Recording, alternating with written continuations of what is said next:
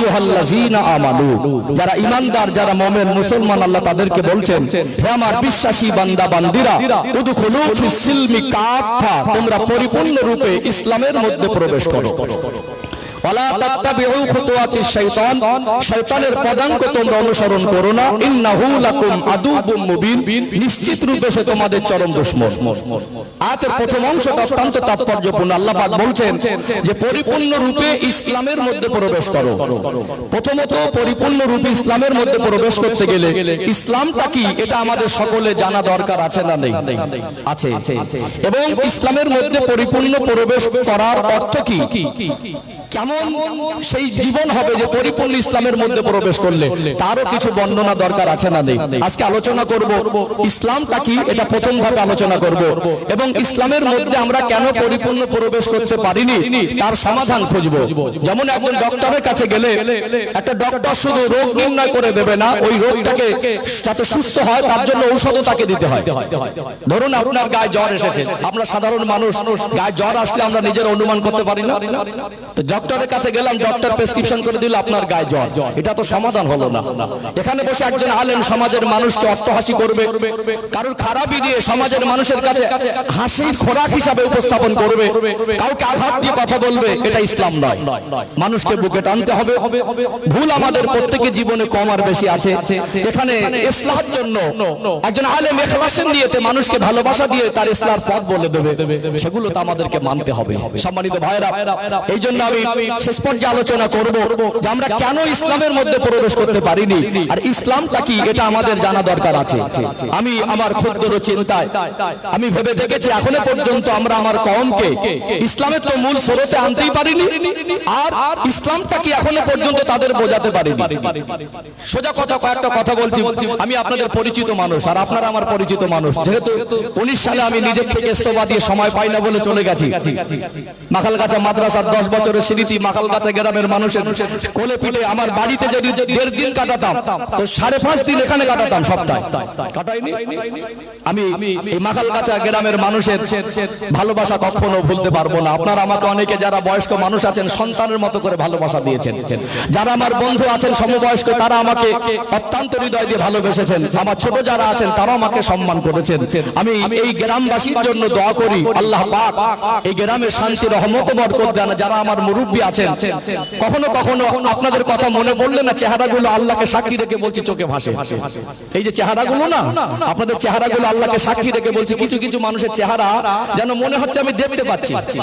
আল্লাহর কাছে দোয়া করি আল্লাহ আপনাদের সুস্থ রাখেন, আল্লাহ আপনাকে দ্বীনের পথে টিকিয়ে রাখেন, আল্লাহ আপনাদেরকে সম্মান ইজ্জতের সঙ্গে দীর্ঘ নেক হায়াতে তৈয়বা দান করেন। বলেন আল্লাহুম্মা আমিন।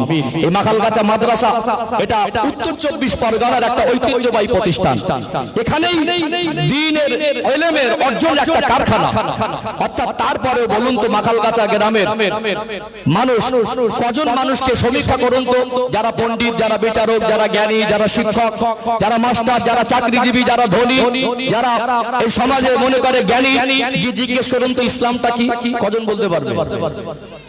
আমার কথাকে বুঝতে পারছেন? এখানে যারা এসেছেন, আপনি বাবা, কখনো আপনার ছেলে আর মেয়েকে বড় করে মনে করেছেন যে আমার ছেলেটা অনেক বড় হয়েছে, আমার মেয়েটা অনেক বড় হয়েছে, ছেলেটাকে নিয়ে বিয়ের সময় ছবি নিয়ে ঘুরছেন, ছেলেটাকে দেখেছে হিরোর মতো লাগছে। আপনি বাবা হিসাবে বলুন তো আপনার ছেলেকে ইসলাম কত % বুঝিয়েছেন? 18 বছর ধরে তাকে লালন পালন করলেন, তার পোশাক দিলেন, 20 বছর ধরে তাকে খাওয়ালেন, 20 বছর তাকে পড়ালেন, 20 বছরের মধ্যে যতবার অসুস্থ হয়েছে তাকে চিকিৎসা দিলেন। ওই 20 বছরের জীবনে আপনি তাকে ইসলাম বোঝাতে পেরেছেন? আপনি 20 বছর ধরে আপনার সন্তান, আপনার উপরে দায়িত্ব বেশি, আপনার আমানত, 20 বছর ধরে তাকে ইসলামের 10 ভাগও বোঝাতে পারেন না 100 ভাগের, আর হুজুর 2 ঘন্টার জন্য আসবে আর সারা এলাকার মানুষকে বসিয়ে দেবেন আর হুজুরের ঘাড়ে দায়িত্ব তুলে দেবেন, সবাইকে পরিবর্তন করে দিয়ে যান। এতে তো সমাজ পরিবর্তন হবে না। আপনারা যারা এখানে গার্জিয়ান আছেন বলতে পারবেন যে আমি আমার সন্তানের ভিতরে ইসলামটা পৌঁছে দিয়েছি, আমি আমার সন্তানকে ইসলাম বোঝাতে সক্ষম হয়েছি।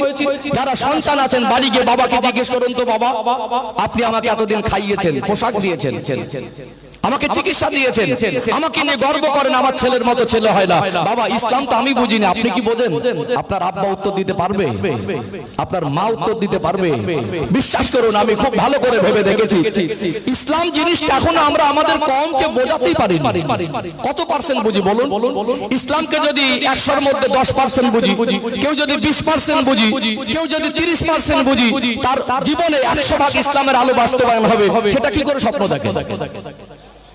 একটা ছেলে যদি 4টে কলেমা বলতে না পারে, উযু করতে না জানে, সেই ছেলেটার উপরে গোসল যদি ফরজ হয় কিভাবে ফরজ গোসল করতে হয় সেটা যদি না জানে, 2 রাকাত নামাজ কিভাবে শুদ্ধ করতে হয় সেটা যদি না জানে, তার জীবনে ইসলামটা পৌঁছালো না।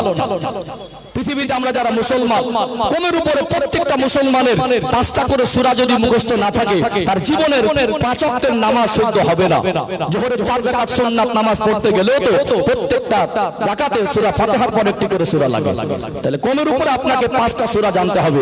যে বা যারা মুসলমান বলে দাবি করে, যাদের জীবনে 5টা সূরা মুখস্থ নেই, ওই মানুষটা তার জীবনের কোনোদিনে যোহরের নামাজটা শুদ্ধ করে পড়তেই পারে না। অথচ আমরা এরকম বহু পণ্ডিতের ভিতরে দেখবো 5টা সূরা বলতে পারবে না, 50টা গালাগালি দিতে পারবে। বহু আমাদের ছেলেদেরকে মনে করে অনেক বুদ্ধিমান, অনেক সফল, চাকরিজীবী, অনেক জ্ঞানী, অনেক চালাক, অনেক ভালো মনে করি, কিন্তু আমরা আল্লাহর কাছে তাকে ভালো সন্তান হিসেবে তৈরি করতে পারি। ঠিক বলছি না ভুল বলছি বলেন? সম্মানিত ভাইরা, এই জন্য আমি চেষ্টা করব প্রথম পর্যায়ে, যেহেতু এই বিষয়টা ইসলামটা কি এটা এত অল্প সময়ের মধ্যে বোঝানো কিছুটা কঠিন হলেও আমি চেষ্টা করব ইসলাম কি এটা তুলে ধরার, খুব সংক্ষিপ্ত আকারে চেষ্টা করব। তারপরে পর্যায়ে আলোচনা করব যে ইসলামের ভিতরে আমরা কেন প্রবেশ করতে পারছি না, আমাদের ব্যর্থতাটা কোথায়। ইনশাআল্লাহ এই দুটো বিষয় ক্লিয়ার করে দেব ইনশাআল্লাহ। কারণ আমি খুতবার ভিতরে যে হাদিসটা পড়েছি একটু বলে নেই। আল্লাহর নবী সাল্লাল্লাহু আলাইহি সাল্লাম বলছেন, আকমালুল ঈমানা আহসানুহুম খুলুকা, তোমাদের মধ্যে ওই ব্যক্তি প্রকৃত ঈমানদার যার আখলাক চরিত্র ভালো।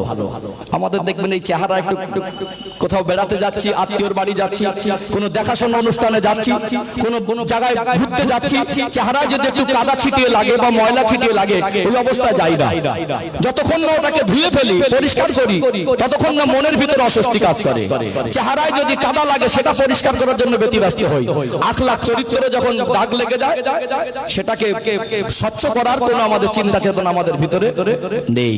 আমরা পোশাকে যদি ময়লা হয়, ময়লা পোশাকটা পরে কোথাও যেতে লজ্জা বোধ করি, কুণ্ঠিত বোধ করি, যেই পোশাক পরে এই নোংরা, দাগ লাগা, কাদা লাগা, ধুলো লাগা পোশাকটা পরে যদি যাই, তো কেমন একটা অস্বস্তি লাগে। আমরা পোশাককে আপডেট করি, আমাদের মনুষ্যত্বকে আমরা আপডেট করতে পারিনি, এটা আমাদের ব্যর্থতা। অথচ যদি পোশাকটা তালি দেওয়া হতো, পোশাকটা যদি তার মানটা 5,000 টাকা দামের না হয় 50 টাকারও হতো ইজ্জত আবরু ঢাকার জন্য, সেই পোশাকটা পরিচর্যা যদি নাও করে 5,000 টাকার পোশাক দিয়ে চাকচিক্য না করে যদি 500 টাকার পোশাকটা পরে জীবনে আখলাক চরিত্র ও মনুষ্যত্বকে আমরা আপডেট করতাম, আল্লাহর কাছে প্রিয় হয়ে যেতাম। কথা কি বুঝতে পারছেন? এই জন্য ইসলামটাকে একটু পর্যালোচনা করি, আর কেন ইসলামের মধ্যে আমরা আসতে পারছি না তার ব্যাখ্যা করব ইনশাআল্লাহ। সোনার মানিকেরা, নওজোয়ান তরুণেরা, ও সোনার ময়না যুবকেরা, আব্বারা মায়েরা, আল্লাহ এমন পবিত্র কালাম কোরআনুল কারীমে সূরাতুল বাকারার 208 নম্বর আয়াতের মধ্যে জানিয়ে দেন, ইয়া আইয়ুহাল্লাযীনা আমানু, হে বিশ্বাসী বান্দা বান্দিরা, উদখুলু ফিস-সিলমি কাফা, তোমরা পরিপূর্ণরূপে ইসলামের মধ্যে প্রবেশ করো। পরিপূর্ণরূপে ইসলামের মধ্যে প্রবেশ করতে গেলে ইসলামটা কি এটা প্রত্যেকে জানা দরকার আছে না নেই? প্রথম পর্যায়ে আলোচনা করব ইসলামটা কি। এক কথায় যদি উত্তর দেই, ইসলাম হলো মানব জাতির জীবন বিধান। ইসলাম হলো মানব জাতির জীবন বিধান, মুসলমানদের জীবন বিধান না, মানব জাতির জীবন বিধান। এই বাক্যটা ছোট হলেও এর ব্যাখ্যার গভীরতা অনেক বেশি। এটা আমি লং টাইম ধরে চেষ্টা করছি একেবারে ক্লিয়ার করে দেবার ইনশাআল্লাহ।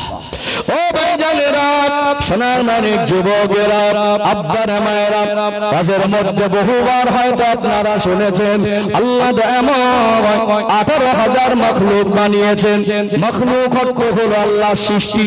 আল্লাহ পাক 18,000 মাখলুক বানিয়েছেন, এটা নির্দিষ্ট করে হয়তো বলা ঠিক হবে না। কম বেশি তো হতেই পারে, তবে কম হবে না, বরং বেশি হবে। আল্লাহর সৃষ্টি যদি 18,000-এর বেশি হয়, আল্লাহ তার সৃষ্টি জগতের মধ্যে মানুষ জাতিকে শ্রেষ্ঠ করে কোরআনুল কারীমে ঘোষণা করলেন, ওয়ালাকাদ কাররামনা বানি আদম, আমি আল্লাহ আদম সন্তানকে সম্মানে জীবন দিয়েছি। জোরে বলুন সুবহানাল্লাহ। একদম এক একটা পাঠ পাঠ করে স্পষ্ট করে ধাপে ধাপে আগে বাড়বো। মূলত আমরা হলাম সৃষ্টির শ্রেষ্ঠ। আল্লাহ আমাদেরকে যা কিছু সৃষ্টি করেছেন, সৃষ্টির মধ্যে মানুষ জাতিকে শ্রেষ্ঠ করেছেন। এই আমাদের শ্রেষ্ঠত্ব, আমাদের পরিচয়টা একটু সংক্ষেপে ব্যাখ্যা করি। দুনিয়াতে আমরা যে শ্রেষ্ঠ, আল্লাহ পাক মানুষ জাতিকে যে সৃষ্টির শ্রেষ্ঠ করেছে, মানুষ জাতি যদি আল্লাহর কথাকে, কোরআনুল কারীমের আয়াতকে যদি বুঝতে চায়, এটা অতি সহজে অনুমান করা সম্ভব। কয়েকটা পয়েন্ট তুলে ধরে আল্লাহ মানুষ জাতিকে কেমন সৃষ্টি শ্রেষ্ঠ করেছেন একেবারে পরিষ্কার হয়ে যাবে। দুনিয়াতে আমরা আল্লাহর পক্ষ থেকে সৃষ্টির শ্রেষ্ঠ জীব, সৃষ্টি জগতের মধ্যে শ্রেষ্ঠ, নিজের বিবেক দিয়ে যদি একটু দেখি, আল্লাহ মানুষ জাতিকে যে কোয়ালিটির বিবেক বুদ্ধি দিয়েছেন, আল্লাহ সৃষ্টি জগতের মধ্যে আমার আল্লাহ অন্য কোন মখলুককে এই কোয়ালিটির বিবেক বুদ্ধি দেয় নাই। দুনিয়াতে কত জীবজন্তু, কত পশু পাখি, আল্লাহর কত সৃষ্টি জীবকে বিচরণ করতে দেখা যায়। মানুষ ব্যতীত একটা পশু পাখি বা জীবজন্তুকে দেখেছেন, ওই পশু পাখি বা জীবজন্তু তারা নিজেরা নিজেদের পোশাক বানিয়ে ইজ্জত আবরু হেফাজত করে। দেখেছেন আমরা যে সৃষ্টির শ্রেষ্ঠ, আল্লাহ আমাদের যে জেহেন বিবেক বুদ্ধি দিয়েছেন, এটাও আল্লাহ পাক শ্রেষ্ঠ করেছেন। পৃথিবীতে মানুষ ব্যতীত একটা প্রাণীকে দেখাতে পারবেন যে নিজেরা পোশাক বানিয়ে তাদের ইজ্জত আবরু হেফাজত করে? দেখাতে পারবেন না। আল্লাহ আমাদেরকে যে কোয়ালিটির বিবেক বুদ্ধি দিয়েছেন, আমরা নিজেরা পোশাক বানিয়ে আমরা আমাদের ইজ্জত আবরুকে হেফাজত করতে পারি। জোরে বলুন। আরেকটা পয়েন্ট তুলে ধরি, ও ভাইজানেরা, সোনার মানিক যুবকেরা, আব্বারা মায়েরা, আল্লাহ মানুষ জাতিকে সৃষ্টির শ্রেষ্ঠ করেছেন। আর একটু যদি ব্যাখ্যা করি আরো পরিষ্কার হয়ে যাবে। দুনিয়াতে আমরা মানুষ, আমরা খাই ঘুমাই, এটা আমাদের জীবনের বৈশিষ্ট্য। আমরা প্রয়োজনে পেশাব পায়খানা করি কি করি না। দুনিয়ায় কত সৃষ্টি জীব আছে, বাড়িতে কত গৃহপালিত পশু পাখি লালন পালন করি, তারা হয়তো আমাদের মতো খায়, আমাদের মতো ঘুমায়, তারা হয়তো আমাদের মতো পেশাব পায়খানা করে। মানুষ ব্যতীত একটা প্রাণীর নাম কি বলতে পারবে পেশাব পায়খানা করার পরে ধৌত করে পবিত্রতা অর্জন করে? দেখাতে পারবেন? আল্লাহ মানুষ কেমন জেহেন দিয়েছেন, আমরা আমাদের প্রয়োজন জরুরত ছেড়ে পেশাব পায়খানা যে দুর্গন্ধ নোংরা জিনিস থেকে আমরা নিজেরা ধৌত করে সেটা থেকে পবিত্রতা অর্জন করতে পারি। আরো ক্লিয়ার হবে, আমি ধাপে ধাপে যত আলোচনা আগে বাড়বো, সময় গড়াবে, তত ব্যাখ্যা পরিষ্কার হয়ে যাবে ইনশাআল্লাহ। দুনিয়াতে কত সৃষ্টি জীবকে আপনি দেখবেন, আল্লাহ মানুষকে যে সৃষ্টি শ্রেষ্ঠ করেছেন, কোরআনুল কারীমের আয়াতকে যদি বোঝার চেষ্টা করেন, পৃথিবীর মানুষকে আমার আল্লাহ কোরআনুল কারীমকে বোঝা যা সহজ করে দিয়েছেন। দুনিয়াতে আজকে মানুষ টেকনোলজি ব্যবহার করে, দুনিয়ার মানুষ নতুন নতুন কিছু আবিষ্কার করে। আজকে মানুষ চাঁদে যাচ্ছে, মঙ্গল গ্রহে যাওয়ার স্বপ্ন দেখছে, রকেট আবিষ্কার হলো, ইন্টারনেট আবিষ্কার হলো, মোবাইল আবিষ্কার হলো, কম্পিউটার আবিষ্কার হলো, আজকে আর্টিফিশিয়াল ইন্টেলিজেন্স এআই এর ব্যবহার হচ্ছে, চ্যাটজিপিটি ব্যবহার করছে। আজকে দুনিয়ার মানুষ বিল্ডিং বালাখানা করছে। দুনিয়ার মানুষ ব্যতীত আল্লাহ পাকের কোন সৃষ্টি জীবকে কি দেখেছেন? তারা নতুন নতুন কিছু আবিষ্কার করেছে। দেখেছেন কি? তাহলে আল্লাহ আমাদেরকে যে সৃষ্টির শ্রেষ্ঠ বলে ঘোষণা দিলেন, আমাদের কর্ম, আমাদের জীবনের বৈশিষ্ট্য, সেটা আল্লাহ ব্যতিক্রম ভাবে এর ভিতরে একটা স্পেশালিটি দিয়েছেন। আমরা যে সৃষ্টির শ্রেষ্ঠ এটা একেবারে পরিষ্কার, পৃথিবীর কাছে পরিষ্কার। কথা ঠিক না বেঠিক? আমাদের জীবনের এই গুণ, আমাদের জীবনের জ্ঞান, আমাদের জীবনের বেহের জেহের, আমাদের জীবনের বিবেক, এটাকে আল্লাহ পাক অন্য মাখলুকের থেকেও শ্রেষ্ঠত্ব দিয়েছে না দেয়নি? দিয়েছে না? দিয়েছে। ও ভাইজানেরা, সোনার মানিক যুবকেরা, আব্বারা মায়েরা, মনুষ্য জাতি শুধু বৈশিষ্ট্য শ্রেষ্ঠ নয়, আমার আল্লাহ মনুষ্য জাতির অবয়ব গঠনটাকে শ্রেষ্ঠ করেছেন। কোরআনুল কারীমে 30 নম্বর পারায় ছোট্ট একটি সূরা আছে, 4 লাইনের মতো। সূরার নাম হলো সূরাতুত তিন। এই সূরাতুত তিনের মধ্যে আল্লাহ স্পষ্ট করে জানিয়ে দেন, লাকাদ খালাকনাল ইনসানা ফি আহসানি তাকওয়িম। আমি আল্লাহ মনুষ্য জাতির অবয়বকে অতি সুন্দর করে বানিয়েছি। আমাদের মাথার চুল থেকে পায়ের তলা পর্যন্ত শারীরিক গঠনের অবয়ব আল্লাহ কত সুন্দর করে বানালেন। আল্লাহ পাক যে সৃষ্টি জগতের মধ্যে আমাদেরকে শ্রেষ্ঠত্ব দিলেন, কত সুন্দর করে আমাদেরকে আল্লাহ সাজালেন। চোখের জায়গায় চোখ, নাকের জায়গায় নাক, কানের জায়গায় কান, হাতের জায়গায় হাত, আল্লাহ পাক তিনি নিজে সাজিয়ে দিলেন। কত সুন্দর অবয়ব দিলেন। যদি আমাদের অঙ্গ প্রত্যঙ্গ যেভাবে আল্লাহ সেটিং করে দিয়েছেন, এর ব্যতিক্রম যদি ওলট পালট করে দিতেন, আমাদের জীবনটা আরো কঠিন আর জটিল হয়ে যেত। চোখটা কোথায়? কপালে না, মুখে না, চোখটা। এই চোখটা যদি আল্লাহ পায়ের গোড়ালির নিচে দিতেন, জীবন কঠিন হতো না মনে হয় নাকি? চোখটা যদি আল্লাহ এই মুখে উপরে না দিয়ে পায়ের গোড়ালির নিচে দিতেন, ধুলো রাস্তায় চলতে গেলে অসুবিধা হতো না? হতো না? চাষের বাসের কাজ করতে গেলে অসুবিধা হতো না? কি হতো? কি হতো না? হতো। তাহলে আল্লাহ পাক আমাদের সৃষ্টিগতভাবে অবয়বটাকেও সুন্দর করে বানিয়েছেন। লাকাদ খালাকনাল ইনসানা ফি আহসানি তাকওয়িম। আল্লাহ বলছেন, আমি আল্লাহ মনুষ্য জাতি তোমাদের অবয়বটাকেও অতি সুন্দর করে বানিয়েছি। আজকে মানুষকে বোঝানো আর বোঝা কত সহজ হয়ে গিয়েছে। আল্লাহ আমাদের ভিতরে স্পেশালিটি রেখেছেন। আমরা যে সৃষ্টি শ্রেষ্ঠ এটা অতি সহজে অনুমান করা যায়। আমাদের ভারতবর্ষের নাগরিকদের একটা ডকুমেন্টসের নাম হলো আধার কার্ড। বায়োমেট্রিক আপডেট করতে হয়। পৃথিবীতে মানুষ যতটা আছে, পৃথিবীর মানুষের হাতের আর পায়ের আঙুলের সংখ্যা হলো তার থেকে 20 গুণ। 800 কোটির মতো যদি মানুষ হয়, মনুষ্য জাতির হাত আর পায়ের আঙুলের সংখ্যা তার থেকে 20 গুণ বেশি না কম। আল্লাহ পাক কত নিখুঁত করে বানালেন, দুনিয়ার কোন মানুষের দ্বারা সম্ভব নয়। আমার রব কত মহান। একজন মানুষের চেহারার সঙ্গে আর একজন মানুষের চেহারার কোনো মিল নাই।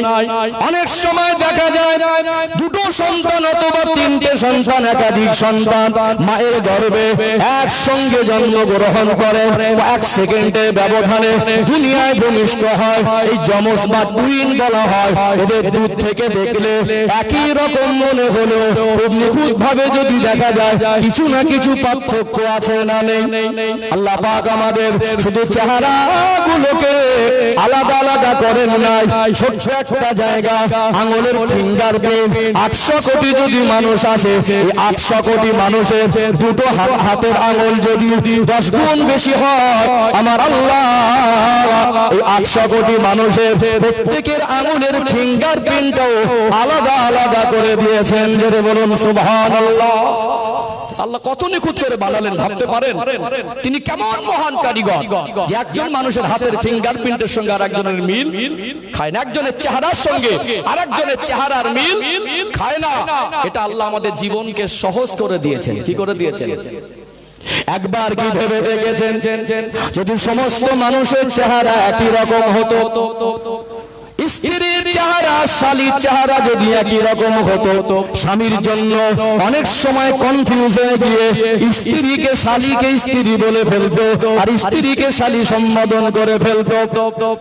নিজের বোনের চেহারা আর নিজের স্ত্রীর চেহারা যদি একই রকম হতো, অনেক সময় স্ত্রী ভেবে এমন কিছু কথা মানুষ বলে ফেলতো, সেটা বোনের মান সম্মানে গিয়ে আঘাত লাগতো।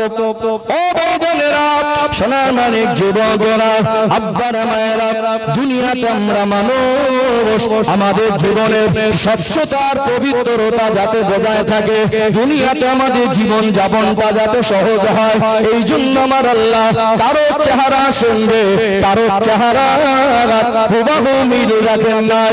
পৃথিবীতে মনুষ্য জাতি জীবনে আর একটা বৈশিষ্ট্য হলো আল্লাহ এই আলাদা আলাদা চেহারা করে দেওয়ার এরও যথেষ্ট কারণ আছে। দুনিয়াতে আমাদের একটা নির্দিষ্ট সময়, সে ছেলে হোক আর মেয়ে হোক, মহিলা হোক আর পুরুষ হোক, আল্লাহ নির্দিষ্ট সময় যৌবন জীবন দেন কি দেন না? কি দেন? যৌবন জীবন। এই যৌবন জীবনের পবিত্রতা বজায় রাখার একমাত্র পথ স্বামী স্ত্রী হালাল ভাবে বিবাহ বন্ধনে আবদ্ধ হওয়া। বিবাহ বন্ধনে আবদ্ধ হওয়া হালাল ভাবে, এই বিবাহ বন্ধনে আবদ্ধ হয়। আর আমরা নিজেরা একে অপরের প্রতি বিভিন্ন সম্পর্কে জড়িত আছি, আছি না? আছি। এই সম্পর্কের ভিতরে যাতে পবিত্রতা বজায় থাকে, এই জন্য আল্লাহ আমাদেরকে আলাদা আলাদা নিখুঁত করে বানালেন। একবার ভেবে দেখেছেন, যদি আল্লাহ বিবাহের সিস্টেমটা না দিতেন, দুনিয়ার মানুষ আমরা অনেক চালাক মনে করি, বুদ্ধিমান মনে করি, আমরা আমাদের পিতৃ পরিচয় খুঁজে পেতে হয়রান আর পেরেশান হয়ে যেতাম। আল্লাহ যদি শুধু বিবাহের সিস্টেমটা না দিতেন, দুনিয়ার মানুষ আমাদের জীবনটা 50% ওলটপালট হয়ে যেত। কত পার্সেন্ট?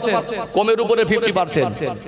একজন পুরুষ মানুষ তার যৌবন জীবনের প্রয়োজন যদি একাধিক নারী 100 জনের সঙ্গে ফিজিক্যাল সম্পর্কে লিপ্ত হতো, আর একজন মহিলা যদি তার 30 বছরের জীবনে 300 পুরুষের সঙ্গে ফিজিক্যাল সম্পর্কে লিপ্ত হতো, বিনিময় যদি আল্লাহ তার গর্ভে 10টা বাচ্চা দিতেন, সে তো 10 বছরে বা 30 বছরে 300 জনের সঙ্গে সম্পর্ক করেছে, তার আসল বাবাকে ওই 10টা সন্তান ওই 300 জনের ভিতরে খুঁজে পেত। কার বাবা কার সন্তান কাকে বাপ বলবে খুঁজে পেত না। আর কার সম্পদে কে ভাগ বসাবে, কে কার ওয়ারিশ সূত্রে সম্পদ পাবে, এই হিসাব মেলাতে মেলাতে দুনিয়ার মানুষ তার রুজি রোজগার, দুনিয়ার ব্যবসা বাণিজ্য দূরের কথা, পেরেশান হয়ে যেত না। আল্লাহ কত মহান। ইসলামকে এই জন্য কোরআন দিয়ে বুঝতে হয়। কি দিয়ে বুঝতে হয়? কোরআন দিয়ে বুঝতে হয় না? ও ভাইজানেরা, সোনার মানিক যুবকেরা, আব্বারা মায়েরা, যদি আমি একেবারে অযোগ্য আর নগণ্য, তবুও মেপে কথা বলার চেষ্টা করি। এই সময়টুকু হলো আমার কাছে আমানত। আমি চেষ্টা করছি ইসলামটাকে সহজে বোঝানোর। এখানে কোরআনুল কারীম থেকে আর একটা আয়াত তুলে ধরে একটু পরিষ্কার হয়ে যাবে। কোরআনুল কারীমের সূরাতুল হুজুরাতের 13 নম্বর আয়াত আল্লাহ পাক বলেন, ইয়া আইয়ুহান নাসু ইন্না খলাকনাকুম মিন যাকারিন ওয়া উনসা ওয়া জাআলনাকুম শুউবান ওয়া ক্বাবাইলা লিতাআরাফু ইন্না আকরামাকুম ইনদাল্লাহি আতকাকুম। আল্লাহ পাক বলেন, ইয়া আইয়ুহান নাস, হে দুনিয়ার মনুষ্য জাতি। আল্লাহ কোন এক সম্প্রদায়, কোন এক নির্দিষ্ট ধর্মাবলম্বীকে বললেন না, तमाम পৃথিবীর মনুষ্য জাতিকে, সে যেই ধর্মের হোক না কেন, আল্লাহ পাক মনুষ্য জাতিকে সম্বোধন করে বলছে, ইয়া আইয়ুহান নাস, হে মানব জাতি, ইন্না খলাকনাকুম মিন যাকারিন ওয়া উনসা, আমি আল্লাহ তোমাদেরকে এক নারী আর এক পুরুষ হতে সৃষ্টি করেছি। পৃথিবীতে যত মানুষ সকলের আদি পিতা হযরত নবী সাইয়্যিদানা আদম আলাইহিস সালাম, আর সকলের আদি মাতা মা হাওয়া আলাইহিস সালাম। আল্লাহ পাক পরের বাক্যে বলেন, আজআলনাকুম শুউবান ওয়া ক্বাবাইলা লিতাআরাফু, তারপরে তোমাদেরকে বিভিন্ন গোত্রে বিভিন্ন কবিলায় বিভক্ত করেছি যাতে তোমরা একে অপরে পরিচিত হতে পারো। আল্লাহ কত সুন্দর সিস্টেম দিলেন আমাদের জীবনে। আত্মীয় স্বজনের সঙ্গে, বিভিন্ন গোত্রের সঙ্গে সুন্দর একটা সম্পর্কের বাঁধন আমার আল্লাহ দিয়েছেন না দেন নাই? আল্লাহ পাক বলেন, ইন্না আকরামাকুম ইনদাল্লাহি আতকাকুম, নিশ্চয়ই তোমাদের মধ্যে তারাই হলো আল্লাহ পাকের কাছে অধিক সম্ভ্রান্ত, যারা পরস্পরিতায় অনেক বেশি, এই জীবনের স্বচ্ছতার পবিত্রতা যার জীবনে বেশি, আল্লাহর কাছে সে তত সম্ভ্রান্ত আর প্রিয় বেশি। সম্পর্কের বাঁধন আল্লাহ দিয়েছে না? সম্পর্ক কত সুন্দর জীবন ব্যবস্থা আল্লাহ আমাদের দিয়েছেন। পৃথিবীতে আমরা মানুষ, আমরা বৈশিষ্ট্যের দিকে শ্রেষ্ঠ, আর সৃষ্টিগত ভাবেও আল্লাহ আমাদের জীবনের অবয়বটাকে, গঠনটাকেও আল্লাহ শ্রেষ্ঠ করে দিয়েছেন। বলুন সুবহানাল্লাহ। এই যে কটা পয়েন্ট বলেছি রেফারেন্স দিয়ে আয়াত দিয়ে বাস্তবতা দিয়ে এগুলো কার কথা? আল্লাহ পাকের কথা। এই পৃথিবীর মানুষ যে শ্রেষ্ঠ এই কথাটা অস্বীকার করার ক্ষমতা পৃথিবীর কারোর নেই। এখানে এই পর্যন্ত স্টপ করছে। আরেকটা পয়েন্ট আগে বাড়ে না তো পরিষ্কার বোঝা যাবে না। দুনিয়াতে আল্লাহ পাক মানুষ জাতিকে পাঠিয়েছেন পৃথিবীর জমিনে আমার আল্লাহ ইবাদত করার জন্য কেবলমাত্র দুটো জাতিকে পাঠিয়েছেন। একটা হলো জিন আর একটা হলো ইনসান অর্থাৎ মানুষ। আমার আল্লাহ কোরআনুল কারীমে বলেন ওমা খালাকতুল জিন্না ওয়াল ইনসা ইল্লা লিয়াবুদুন। আমি আল্লাহ একমাত্র কেবলমাত্র জিন এবং মানুষকে আমার ইবাদত করার জন্য পাঠিয়েছি। দুনিয়াতে আমরা মানুষ, আমরা যদি সৃষ্টির শ্রেষ্ঠ হই, আল্লাহ দয়াময় আমাদেরকে দুনিয়ায় যদি ইবাদত বন্দেগী করার জন্য পাঠায়, এই দুনিয়া একটা মানুষ জন্ম থেকে মৃত্যু পর্যন্ত তার জীবনটা কোন নিয়মে, কোন পদ্ধতিতে, কোন সিস্টেমে অতিবাহিত হবে, আল্লাহ পাক যদি আমাদের পাঠিয়ে থাকেন, আল্লাহ পাক যদি দুনিয়া আমাদের শ্রেষ্ঠ করে প্রেরণ করেন, আমাদের জীবন যাপনটা কোন নিয়মে, কোন পদ্ধতিতে, কোন সিস্টেমে হবে, এই হকটা আল্লাহ পাকের তিনি নিজেই ঠিক করে দিয়েছেন। মানুষ জাতি জন্ম থেকে মৃত্যু পর্যন্ত কোন পদ্ধতিতে জীবন যাপন করবেন। আমাদের তো জীবনটা স্থিতিশীল না, চলমান। কি বললাম? একটা হলো জড় বস্তু আর একটা হলো জীব। দুটো কি একই রকম? জড়র বৈশিষ্ট্য আলাদা আর জীবের বৈশিষ্ট্য আলাদা। একটা মাটির ঢেলা, একটা পাথরের টুকরা, একটা শুকনো কাঠ ভাঙা ফেলে দিলে পড়েই থাকে। আমাদের জীবনটা তো জড় বস্তুদের মতো নয়, মাটির ঢেলার মতো নয়, পাথরের টুকরার মতো নয়। আমরা চাইলেও এক জায়গায় পড়ে থাকতে পারবো না। আমাদের চলতে হয়, আমাদের বলতে হয়, আমাদের জীবন যাপন করতে হয়। তাহলে পৃথিবীর মানুষ সে যদি যে যার মতো, আল্লাহ লক্ষ লক্ষ কোটি কোটি মানুষ, আজকে গোটা ইন্টারন্যাশনাল যেটা হিসাব, গোটা বিশ্বজুড়ে 800 কোটির মতো মানুষ হয়, যে যার মতো চলতে থাকে, যে যার মতো বলতে থাকে, যে যার মতো করতে থাকে। এদের জীবন যাপনের যদি নির্দিষ্ট নিয়ম পদ্ধতি না থাকে, পৃথিবীতে কি তাই মানুষ জাতির জীবনে শান্তি কি কখনো সম্ভব হবে? হবে কি? আর যদি বলে গোটা ইন্টারন্যাশনাল হিসাব যেটা 800 কোটির মতো মানুষ পৃথিবীতে বসবাস করছে, তাহলে এদের জীবন যাপনের মতো কেউ কাউকে নেবে না। আমার যেমন চায় তাই খাবো, যেমন চায় তাই করবো, যেমন চায় সেভাবে চলবো। এভাবে তো মানুষের জীবনের পবিত্রতা, স্বচ্ছতা, শ্রেষ্ঠত্ব বজায় রাখা কখনো সম্ভব নয়। যেমন খাবার আছে, মানে খাবার মন চেয়েছে, আমি আমার নিজের উপার্জন করা খাবার খাবো, না গায়ের জোর আছে বলে, দল বেশি আছে বলে অন্যের খাবার ছিনিয়ে নিয়ে খাবো? তার একটা সিস্টেম দরকার আছে না? আমার শক্তি দিয়েছে, আমার পাশে একজন দুর্বল, আমার মন চাইলে কি আমি তার উপর আঘাত করতে পারবো? পারবো না। তাহলে পৃথিবীতে মানুষ জাতির সৃষ্টির শ্রেষ্ঠ করে এদের সুন্দর জীবন যাপন, জীবন ব্যবস্থার নিয়ম পদ্ধতি আল্লাহ দিলেন। মানুষ জাতির জীবন যাপনের জন্য যে নিয়ম পদ্ধতি আল্লাহ পাকের পক্ষ থেকে আল্লাহ পাক দিলেন, ওই জীবন যাপনের নিয়ম পদ্ধতির একটা নাম হলো ইসলাম। এই জন্য ইসলামকে মানব জাতির জীবন বিধান বলা হয়। আমার আলোচনা আরো আগে বাড়বে, আরো পরিষ্কার হবে ইনশাআল্লাহ। আল্লাহ ও ভাইজানেরা, সোনার মানিক যুবকেরা, আব্বারা মায়েরা, খুব গভীর মনোযোগ দিয়ে শোনো।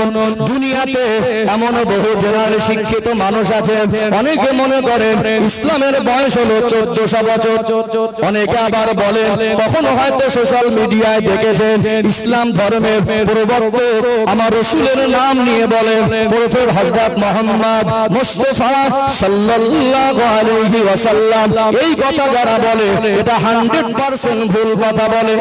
ইসলামের বয়স 1400 বছর নয়, ইসলামের বয়স হলো পৃথিবী শুরু থেকে যখন মানুষ জাতি এসেছে সেই দিন থেকে আমার আল্লাহ পৃথিবীতে ইসলাম নামক জীবন ব্যবস্থাটা দিয়েছেন। জোরে বলুন সুবহানাল্লাহ। এই দুনিয়ার মানুষ যখন পথ ভুলে যায়, আল্লাহ দেখিয়ে দেওয়া পথে, তখন দেখিয়ে দেওয়া পথ থেকে পথভ্রষ্ট হয়ে ইচ্ছা মতো চলতে থাকে। তেজার মতো চলতে থাকে।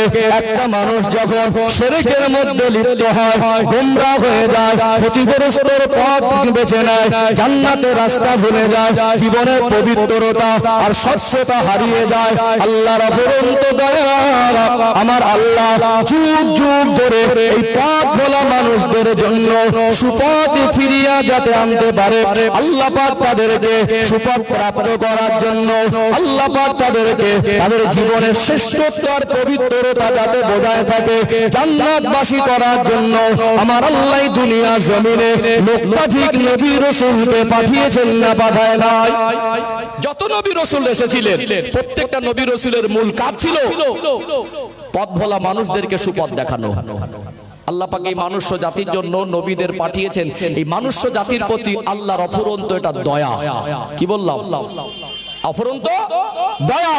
মনুষ্য জাতির জন্য আল্লাহ পাক যত নিয়ামত দিয়েছেন, অন্যতম সবথেকে দামি নিয়ামত হলো নবীরা। যে জামানায় যে উম্মত নবীকে পেয়েছেন সে সবথেকে তার জীবনের দামি জিনিস পেয়েছেন। নবীকে না পেলে মানুষ জান্নাতের রাস্তা পাবে না, নবীদের না পেলে মানুষ জীবন ব্যবস্থা পাবে না, নবীদের না পেলে মানুষ আল্লাহর কাছে প্রিয় হবার পন্থাও বুঝবে না। আদম আলাইহিস সালাম তিনি তো নবী ছিলেন, মা হাওয়া আলাইহিস সালাম তিনি তো নবী ছিলেন। তাহলে তার জীবন যাপনে যেটা দরকার ছিল সরাসরি আল্লাহ পাকের কাছ থেকে তিনি পেয়েছিলেন, ওটাই হলো ইসলাম, ওটাই হলো ইসলাম। ও ভাইজানেরা, সোনামানি যুবকেরা, আব্বারা মায়েরা, আল্লাহ পাক নবীদেরকে পাঠিয়েছেন, এটা আমার আল্লাহর অফুরন্ত দয়া। পৃথিবীতে আমরা যারা বাবা মা, আমরা আমাদের সন্তান দিগকে যত বেশি ভালোবাসি, আল্লাহ দয়াময় তার বান্দা বান্দি দিগকে তার থেকে লক্ষ লক্ষ গুণ বেশি ভালোবাসে। আপনার সন্তান যদি কখনো কষ্টে থাকে, আপনার সন্তান যদি কখনো কুপথে চলে যায়, আপনার সন্তানের যদি কোনো ক্ষতি হয়, আপনার সন্তান যদি মারামারি কাটাকাটিতে লিপ্ত হয়, বলুন তো বাবা হিসাবে আপনার কষ্ট হবে কি হবে না? দুনিয়ায় বান্দা বান্দি যখন সুপথ ভুলে গিয়ে কুপথে চলে যায়, হেদায়েতের পথ থেকে সরে যায়, তাদের জীবনটা অশান্ত হয়ে যায়, বিশৃঙ্খলা তৈরি হয়, মারামারি কাটাকাটিতে লিপ্ত হয়, মন মর্জি চলতে থাকে, তাদের জীবনে শ্রেষ্ঠত্ব আর পবিত্রতা বজায় থাকে না। তাদেরকে আল্লাহ সুপথগামী করার জন্য নবী রাসূলদেরকে পাঠিয়েছেন। যারা নবী বা রাসূল হন, আল্লাহ তাদের জীবনে তিনটে বড় বড় বৈশিষ্ট্য দেন। এই তিনটে বৈশিষ্ট্য দ্বারা দুনিয়ার মানুষ যাতে সহজে বুঝতে পারে আল্লাহ পাকের পক্ষ থেকে আমাদের জন্য শিক্ষক হিসাবে আল্লাহ পাঠিয়েছেন। যারা নবী বা রাসূল, মনে করুন একটা জমানার কথা, কয়েক হাজার বছর আগের কথা, কোন এক কওম পথভ্রষ্ট হয়ে গেল, শিরকে লিপ্ত হলো, মূর্তি পূজা লিপ্ত হলো, সুপথ ভুলে গেল, কুপথের প্রতীক হলো মারামারি কাটাকাটি, হানাহানি, জেনা, ব্যভিচার, জুলুম, অত্যাচার। মানুষ করে না? তাদের জীবনটা অশান্ত হয়ে যায়, দুনিয়া শান্তি শান্তি করে শান্তি আর পায় না। আল্লাহ পাক তাদের হেদায়েতের জন্য তাদের মাঝে একজন নবী নির্বাচন করে পাঠালেন। তাহলে এই যে কপাল ফাটা হতভাগা পথভ্রষ্ট মানুষ, এরা বিশৃঙ্খলা ডুবে আছে, মারামারিতে ডুবে আছে, মেরে খাওয়ায় ডুবে আছে, এদের জন্য আল্লাহর পক্ষ থেকে তিনি যে নবী, তারা যাচাই করবে কি করবে না? করবে না। এই জন্য সাধারণ মানুষদের জন্য আল্লাহ যদি মনুষ্য জাতিকে নবী না করেন, সাধারণ মানুষ অন্য জাতিকে নবী করে দিলে মানবে কেন? কারণ আল্লাহর ঘোষণা তো মানুষ সৃষ্টির শ্রেষ্ঠ।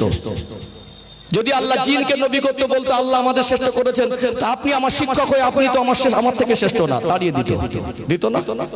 নবীদেরকে আল্লাহ তিনটে বড় বড় বৈশিষ্ট্য দেন। এক নাম্বার, নবীদের চরিত্র হয় পবিত্র। কি বললাম? দুই নাম্বার, নবীদেরকে আল্লাহ পাক ওহী নাজিল করেন। নবীদের উপরে কি নাজিল করেন? ওহী। তিন নাম্বার, আল্লাহ নবীদের ভিতরে মুজিজা দান করেন। আমরা সাধারণ মানুষ, আমাদের বলার ক্ষমতা নেই আমাদের জীবন পবিত্র। যারা এসেছি বলতে পারবো জীবনে গালি দেইনি, বলতে পারবো। আমরা যারা এসেছি বলতে পারবো জীবনে কারোর প্রতি হিংসা করিনি, কারোরই ক্ষমতা নেই। আমরা বলতে পারবো জীবনে কোনোদিন একটা অন্যায় কাজ করিনি, বলতে পারবো? পারবো না, আমাদের ক্ষমতা নেই। আমরা কখনো হিংসায় ডুবে যাই, কখনো মিথ্যা বলে ফেলি, কখনো অশ্লীল বাক্য বেরিয়ে যায়, কখনো আমরা একটা খারাপ কাজ করে ফেলি। নবী যারা হয়ে দুনিয়া এসেছিলেন, নবীদের জীবনে একটা বৈশিষ্ট্য হলো ছোট থেকে আল্লাহ তাদের জীবনের পবিত্রতা জিনিসটা রেখেছিলেন। কারণ আমাদের মতো যদি সাধারণ জীবন নবীদের হতো, স্পেশালিটি না থাকতো, মারামারি কাটাকাটি গালাগালি ঝগড়া করে বড় হতো। যখন কোন একটা সমাজের নিকৃষ্ট খুব কঠিন একজন পথভ্রষ্ট মানুষের কাছে যেত, মুখের উপরে বলে বসতো, তুই তো গালাগালি দিদিস, আমার নবী হলি কবে? বলতো না? নবীদের চরিত্রের উপরে আঙুল তোলার ক্ষমতা পৃথিবীর কারোর নেই। আমরা যারা আহলে সুন্নাতুল জামাতের আকীদার মানুষ, আমরা যারা হানাফি মাযহাবের মানুষ, আমাদের একটা আকীদা হলো প্রত্যেকটা নবী হলো গুনাহ থেকে পবিত্র। নবীদের জীবনে গুনাহ নেই।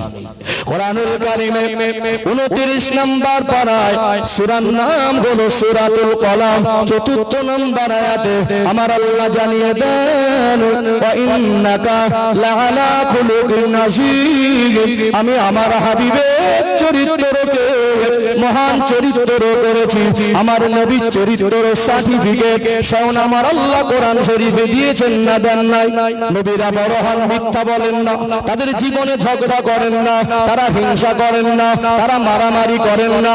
একটা সময় যখন আল্লাহ পাক তাদের নির্দিষ্ট সময় নবুয়ত দিয়ে কওমের মানুষের কাছে আল্লাহ পাক হুকুম দেন, ওদেরকে সুপথে ডাকেন, তারা সহজে যেন বুঝতে পারে এই মানুষটাকে ছোট থেকে আমাদের কাছে বড় হয়েছে, ইনি আমাদেরই কওমের মানুষ, এই মানুষটা জীবনে মিথ্যা বলে আর ইনি যে আল্লাহর পক্ষ থেকে যে সঠিক কথা বলে বলছেন, এগুলো অন্তত মিথ্যা নয়, যাতে মানুষ সহজে দিনের পথে ফিরে আসতে পারে, তার জীবনে স্বচ্ছতার পবিত্রতা বজায় রাখতে পারে।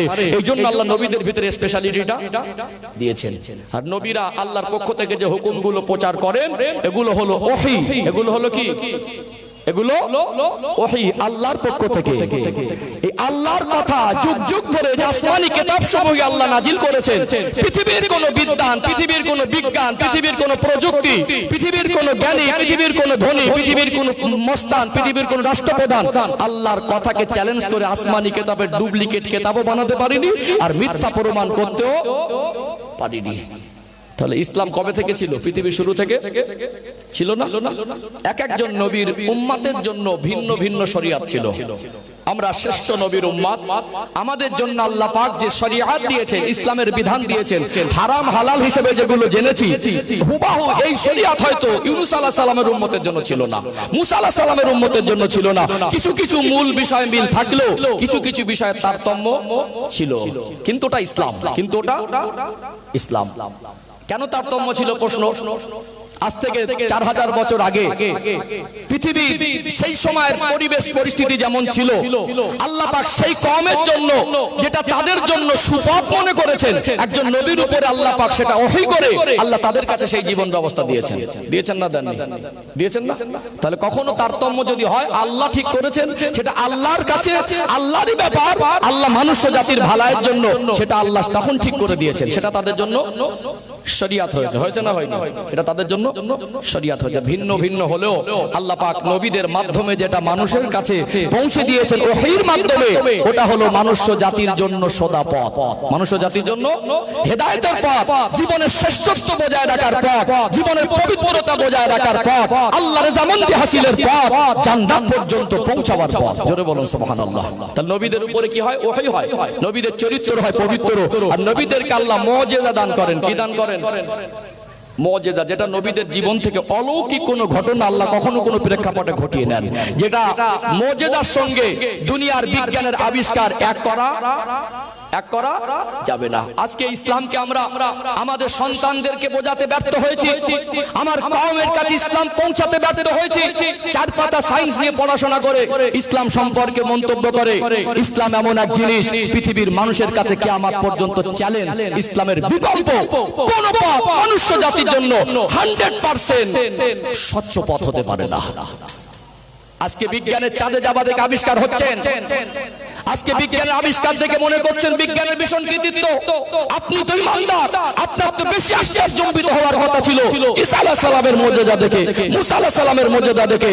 জাদু আর মুজিজা এক নয়, বিজ্ঞানের আবিষ্কারের মুজিজা এক নয়। মুজিজা যেটা আল্লাহর পক্ষ থেকে একজন নবীর জীবন থেকে ঘটিয়ে নেন, কিয়ামত পর্যন্ত দুনিয়ার মানুষ চেষ্টা করে, দুনিয়ার বিজ্ঞান চেষ্টা করে মুজিজার ধারে পাশে যেতে পারবে না। ঈসা আলাইহিস সালামকে আল্লাহ একটা মুজিজা দিয়েছিলেন, পুরনো কবরের ধার থেকে যাওয়ার সময় যদি দাঁড়িয়ে গিয়ে বলতেন কুম বিইজনিল্লাহ, আল্লাহ পাক তার কথাকে কবুল করে 1000 বছর 1500 বছর 2000 বছরের পুরনো কবর, ওই কবরবাসীকে আল্লাহ জীবিত করে জিন্দা দাঁড় করিয়ে দিতেন। জোরে বলুন কালকে সুবহানাল্লাহ বলবেন নাকি?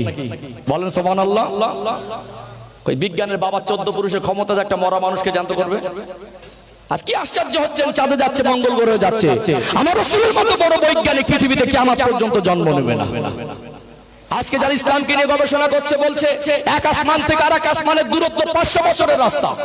আল্লাহ সপ্তম আসমান ভ্রমণ করিয়েছেন, আরশে আজিম ভ্রমণ করিয়েছেন, জান্নাত জাহান্নাম আমার রাসূলকে সচক্ষে দেখিয়েছেন, লামাকান আল্লাহ দরবার আল্লাহ দিদার করিয়েছেন। সেই রাসূলের জ্ঞান 7 আসমানের জ্ঞান। চাঁদে যেতে গিয়ে মানে চন্দ্রযান ল্যান্ডফল হতে ব্যর্থ হয়েছে, চাঁদ থেকে যেতে গিয়ে ব্যর্থ হয়ে ফিরে এসেছে। চাঁদে যাওয়া দেখে আপনি আশ্চর্যান্বিত হচ্ছেন, আল্লাহ রাসূল আবু কুবাইস পাহাড়ে দাঁড়িয়ে আঙ্গুল ইশারা করে চাললো, চাঁদটাকে দ্বিখণ্ডিত করে দিয়েছে। জোরে বলুন। তাহলে মুজিজা আর বিজ্ঞানের আবিষ্কার এক নয়। আল্লাহ যদি 20 বছর পানি বর্ষণ বন্ধ করে দেয়, দুনিয়ার বিজ্ঞান কিয়ামত পর্যন্ত চেষ্টা করে, আল্লাহ যদি পানি বর্ষণ বন্ধ করে দেয়, টেকনোলজি ব্যবহার করে পানি নামাতে পারবে? গোটা বিশ্বে যত মানুষ, আল্লাহ সকলের রিজিকের মালিক। আল্লাহর মাখলুককে আল্লাহ রিজিকের জিম্মাদারি নিয়েছেন। ওমা মিন দাব্বাতিন ফিল আরদি ইল্লা আলাল্লাহি রিজকুহা। সম্মানিত উপস্থিতি, আমার রাসূলকে আল্লাহ পাক যে মাকাম দিয়েছিলেন, তিনি মুস্তাজাবুদ দাওয়া, কখনো অনাবৃষ্টি দেখা দিয়েছেন। মসজিদে গামামা মদিনা শরীফে যারা গেছেন, আমি নিজে মসজিদে গামামায় নামাজও পড়েছি, আল্লাহ রাসূল হাত তুলে আল্লাহর কাছে ওখানে নামাজের জন্য নামাজ পড়ে দোয়া করেছেন। আল্লাহ পাকের হাবিব হাত নামাতে দেরি হয়েছে, পানি বর্ষণ হতে দেরি হয়নি। জোরে বলুন। নবীদের ভিতরে কি থাকে? অলৌকিক ক্ষমতা আল্লাহ দেন, সেটাকে বলে মুজিজা। সেটাকে বলে দুনিয়ার মানুষ এই মুজিজার সঙ্গে পাঙ্গা নিয়ে টেক্কা নিয়ে পারবে না। দুনিয়ার মানুষ নবীদের নকল হয়ে নবী সাজবে, তাদের দ্বারা সম্ভব হবে না। কারণ যদি আল্লাহ সেরকম অপশন দিতেন, মানুষ যাকে নবী বলে মেনে আরো বেশি পথভ্রষ্ট হতো না? নবী বলে মেনে আরো বেশি পথভ্রষ্ট হতো। আল্লাহর হিকমত, আল্লাহর বিধান, এটা এত গুরুত্বপূর্ণ মানুষের জাতির জন্য। আমরা এই বিধানকে গুছিয়ে গুছিয়ে আমাদের সন্তানদের ইমানে, আমলে, লেবাসে, পোশাকে, খাওয়াতে, চলাতে, ফেরাতে, ওঠাতে, বসাতে, ব্যবসাতে, অর্থনৈতিক জীবনে, দাম্পত্য জীবনে, ব্যবসায়ী জীবনে, আমাদের চিন্তায়, আমাদের চেতনায়, আমাদের পদক্ষেপে আমরা আমাদের সন্তানদেরকে ইসলাম বোঝাতে পারি। এটা আমাদের জীবনের বড় ব্যর্থতা। তাহলে নবীদেরকে আল্লাহ পাঠিয়েছেন কিসের জন্য? সুপথ দেখানোর জন্য। আলোচনা মগজে ঢুকছে, ঘটনা বলার নাম ওয়াজ না। 2 ঘন্টা ওয়াজ করতে গেলে কমের উপরে 200 ঘন্টার বেশি পড়াশোনা করলে ভালো হয়। সম্মানিত ভাইরা, চলুন আমি এই বিষয়টাকে, মূল বিষয়টাকে তুলে ধরেছি। আজ থেকে কি বুঝলেন? ইসলামের বয়স 1400 বছর না, মাথায় থাকবে ইনশাআল্লাহ। যদি কেউ বলে ইসলাম ধর্মের প্রবর্তক মুহাম্মদ সাল্লাল্লাহু আলাইহি সাল্লাম, 100% ভুল। আল্লাহ রাসূল ইসলাম পৃথিবীর মানুষকে দিয়েছে এমন নয়। ইসলাম পৃথিবীর শুরু থেকে, যেদিন থেকে মানুষ ছিল সেদিন থেকে ইসলাম ছিল। আমাদের নবীর জীবনে একটু আসি ইনশাআল্লাহ, আমাদের শরীয়তটাকে একটু পর্যালোচনা করি ইনশাআল্লাহ। তাহলে একেবারে পরিষ্কার হয়ে যাবে ইসলামটা কি, আরেকটু পরিষ্কার হয়ে যাবে ইনশাআল্লাহ। একটু একঘেয়েমি ভাব হয়ে গেলে না, ঝিমানো একা একা মনে হয়। একটু তাকবীর দেব, একটু রেসপন্স দেবেন, আল্লাহর নাম নেবেন, একটু আওয়াজ দেন তো, নারে তাকবীর, ফাঁকি দেবেন না। এটা আল্লাহ বলার জায়গা। আল্লাহ বলনে ওয়ালাদের সহবতে বসেছি। একজন মুমিন যিনি, তার একটা বৈশিষ্ট্য হলো মুমিন বান্দা বিপদে, মুসিবতে, দুঃখে, কষ্টে, বেদনায়, যন্ত্রণায়, আনন্দে, সুখে আল্লাহকে স্মরণ করে, রাখবে না, ডিস্টার্ব হবে। আল্লাহকে স্মরণ করে। আলা বিযিকরিল্লাহি তাতমাইন্নুল কুলুব। আল্লাহ পাক বলেন একজন মুমিন সে আল্লাহকে ডেকে, আল্লাহকে স্মরণ করে, আল্লাহকে আল্লাহ বলে ডেকে তার অন্তরে প্রশান্তি অনুভব করে। কষ্টের সময় মুমিন কাকে ডাকে? আল্লাহকে। আনন্দে আল্লাহকে, বিপদে আল্লাহকে, মুসিবতে আল্লাহকে। মুমিন সর্বপ্রথম তার জীবনের প্রত্যেকটা মুহূর্তে আল্লাহকে ডেকেই সে তৃপ্তি পায়। আজকে আমরা অনেকে এক সপ্তাহে একবারও আল্লাহ মুখ থেকে বেরি করি না। অনেকে আছে 1 সপ্তাহ একবার রুজু করি না। আজ কত সুন্দর একটা পরিবেশ, আজ কত নামাজি, মুসল্লি, পরেশগার, কত বয়োজ্যেষ্ঠ মানুষ, কত আজকে এখানে দিনের পথে টিকে থাকা মানুষ, জমে থাকা মানুষের পাশে বসেছি। তাদের সঙ্গে বসেও তো একবার আল্লাহ বলা যায় না? আমি মাঝে মাঝে বলি, আওয়াজের প্রতি জোর না দিয়ে ভক্তির প্রতি জোর দেন। আস্তে বললে আল্লাহ শোনে। কখনো কোনো রাত গভীর হলে কখনো জোরেও বলি, আমি জোরে বলেন। কিন্তু এই মজলিসে আমরা খুব নাচেছিও বললে সবাই একটু ভক্তির সঙ্গে জবান ছেড়ে আল্লাহকে ডাকি। একটু আওয়াজ দেন তো, নারে তাকবীর। মাশাআল্লাহ, আরেকটু প্রাণ ভরে আওয়াজ দেন নারে তাকবীর। মাশাআল্লাহ, আলোচনা বুঝতে পারছেন? আমি আমাদের শরিয়াতের বিষয়টা, আমার রাসূলের বিষয়টা একটু ক্লিয়ার করি, ইসলামটা কি আরো পরিষ্কার হয়ে যাবে ইনশাআল্লাহ। ও ভাইজানেরা, সোনার মানিক যুবকেরা, আব্বারা মায়েরা, আল্লাহ পাক লক্ষাধিক নবী রাসূলকে পাঠালেন। আমাদের নবীর আগে যে নবীকে আমার আল্লাহ মানুষ জাতির হেদায়েতের জন্য পাঠিয়েছিলেন, সেই নবীর নাম হলো হযরত নবী ঈসা আলাইহিস সালাম। একটা সময় আমার আল্লাহ তার জালেম কওমের হাত থেকে হেফাজত করার জন্য জীবিত জিন্দা অবস্থায় আসমানে উঠিয়ে রেখেছেন। কিয়ামতের 40 বছর আগে আবার তিনি এই দুনিয়া আসবেন। এই ঈসা আলাইহিস সালামকে উঠিয়ে নেবার পরে 500 বছর পার হয়ে গেল। দুনিয়ায় কোন নবী রাসূল, দুনিয়ায় কোন পয়গম্বরের মধ্যে আর আসেন নাই। 500 বছর পার হয়ে গেল, হেদায়েতের বাণী শোনানোর মতো দুনিয়া আল্লাহ পাক আর কাউকে পাঠায় নাই। এই 500 বছর নবীর আগমনের গ্যাপ আল্লাহ পাক এবারে নবীদের যিনি নবী ইমামুল আম্বিয়া নূর নবী রাহমাতুল লিল আলামিন আমার রাসূলকে 570 খ্রিস্টাব্দে মক্কার জমিনে আমার শ্রেষ্ঠর নবীকে সোমবারের দিনে শুভে সাদেকের সময় আমার আপনার নবীকে মক্কা জমিনে প্রেরণ করলেন। জোরে বলুন সুবহানাল্লাহ। সেই সময়ের যা মক্কার জমিনে সামাজিক পরিস্থিতি হালাত ছিল, ওই সময়টাকে ইতিহাসের পাতায় জাহিলিয়াত বলা হয়েছে। জাহিলিয়াতের যুগ, এই জাহিলিয়াতের যুগের ইতিহাস বিস্তারিত বললে সময় নষ্ট হবে, আমার আলোচনার টার্গেট পূরণ হবে না। এতটুকু সংক্ষেপে বলি, সেই সময় মক্কার জমিনে এমন কিছু অন্যায় আর পাপ ছিল না যেটা মানুষ করত না। সেই জাহিলিয়াতের যুগের ইতিহাস আজ ইতিহাসের পাতায় লেখা। আমার নবীকে প্রেরণ করার আগ মুহূর্তে আমার আল্লাহ ওই জাহিলিয়াতের যুগে আমার রাসূলকে পাঠাবেন। আর তখনকার হালাত ছিল মক্কার জমিনে মানুষ লুটপাট, মারামারি, খুনোখুনি, দুনিয়ার জমিনে মানুষ মদ, গাঁজা, জেনা, ব্যভিচার, ধর্ষণ, জুলুম, অত্যাচার, ক্ষমতার বলে গরিবদের উপরে নির্বিচার জুলুম অত্যাচার হতো। মানুষ এত নিকৃষ্ট, বাপ বেটা মদ পান করে একজন মহিলার সঙ্গে জেনা করত। মক্কা শরীফের ওই কবরস্থানটা আজ সৌদি গভর্নমেন্ট আলাদা করে ঘিরে রেখেছে। মানুষ এত নিচে নেমে গেল, তাদের ভিতরে এতটা হিংস্রতা রূপ ধারণ হলো। নিজের সন্তান আল্লাহ সঙ্গীত ফুলের মতো যদি মেয়ে সন্তান আল্লাহ দিতেন, এই মেয়ে সন্তান আসা মানে সমাজের মানুষের কাছে তার মাথা হ্যাট হতো। এটা তাদের চিন্তা, কত নিকৃষ্ট চিন্তা। বাপ হয়ে নিজে পিতা হয়ে ফুটে বাচ্চা জ্যান্ত অবস্থায় দাফন করে দিত কি দিত না, অন্ধকারে ডুবে গেল। মারামারি, কাটাকাটি, তাদের জীবনে শান্তি ছিল না, সমাজে শান্তি ছিল না। আল্লাহ পাক তাদের মাঝে আমার আপনার নবীকে আমার আল্লাহ দুনিয়ার জমিনে রহমত স্বরূপ করে পাঠালেন।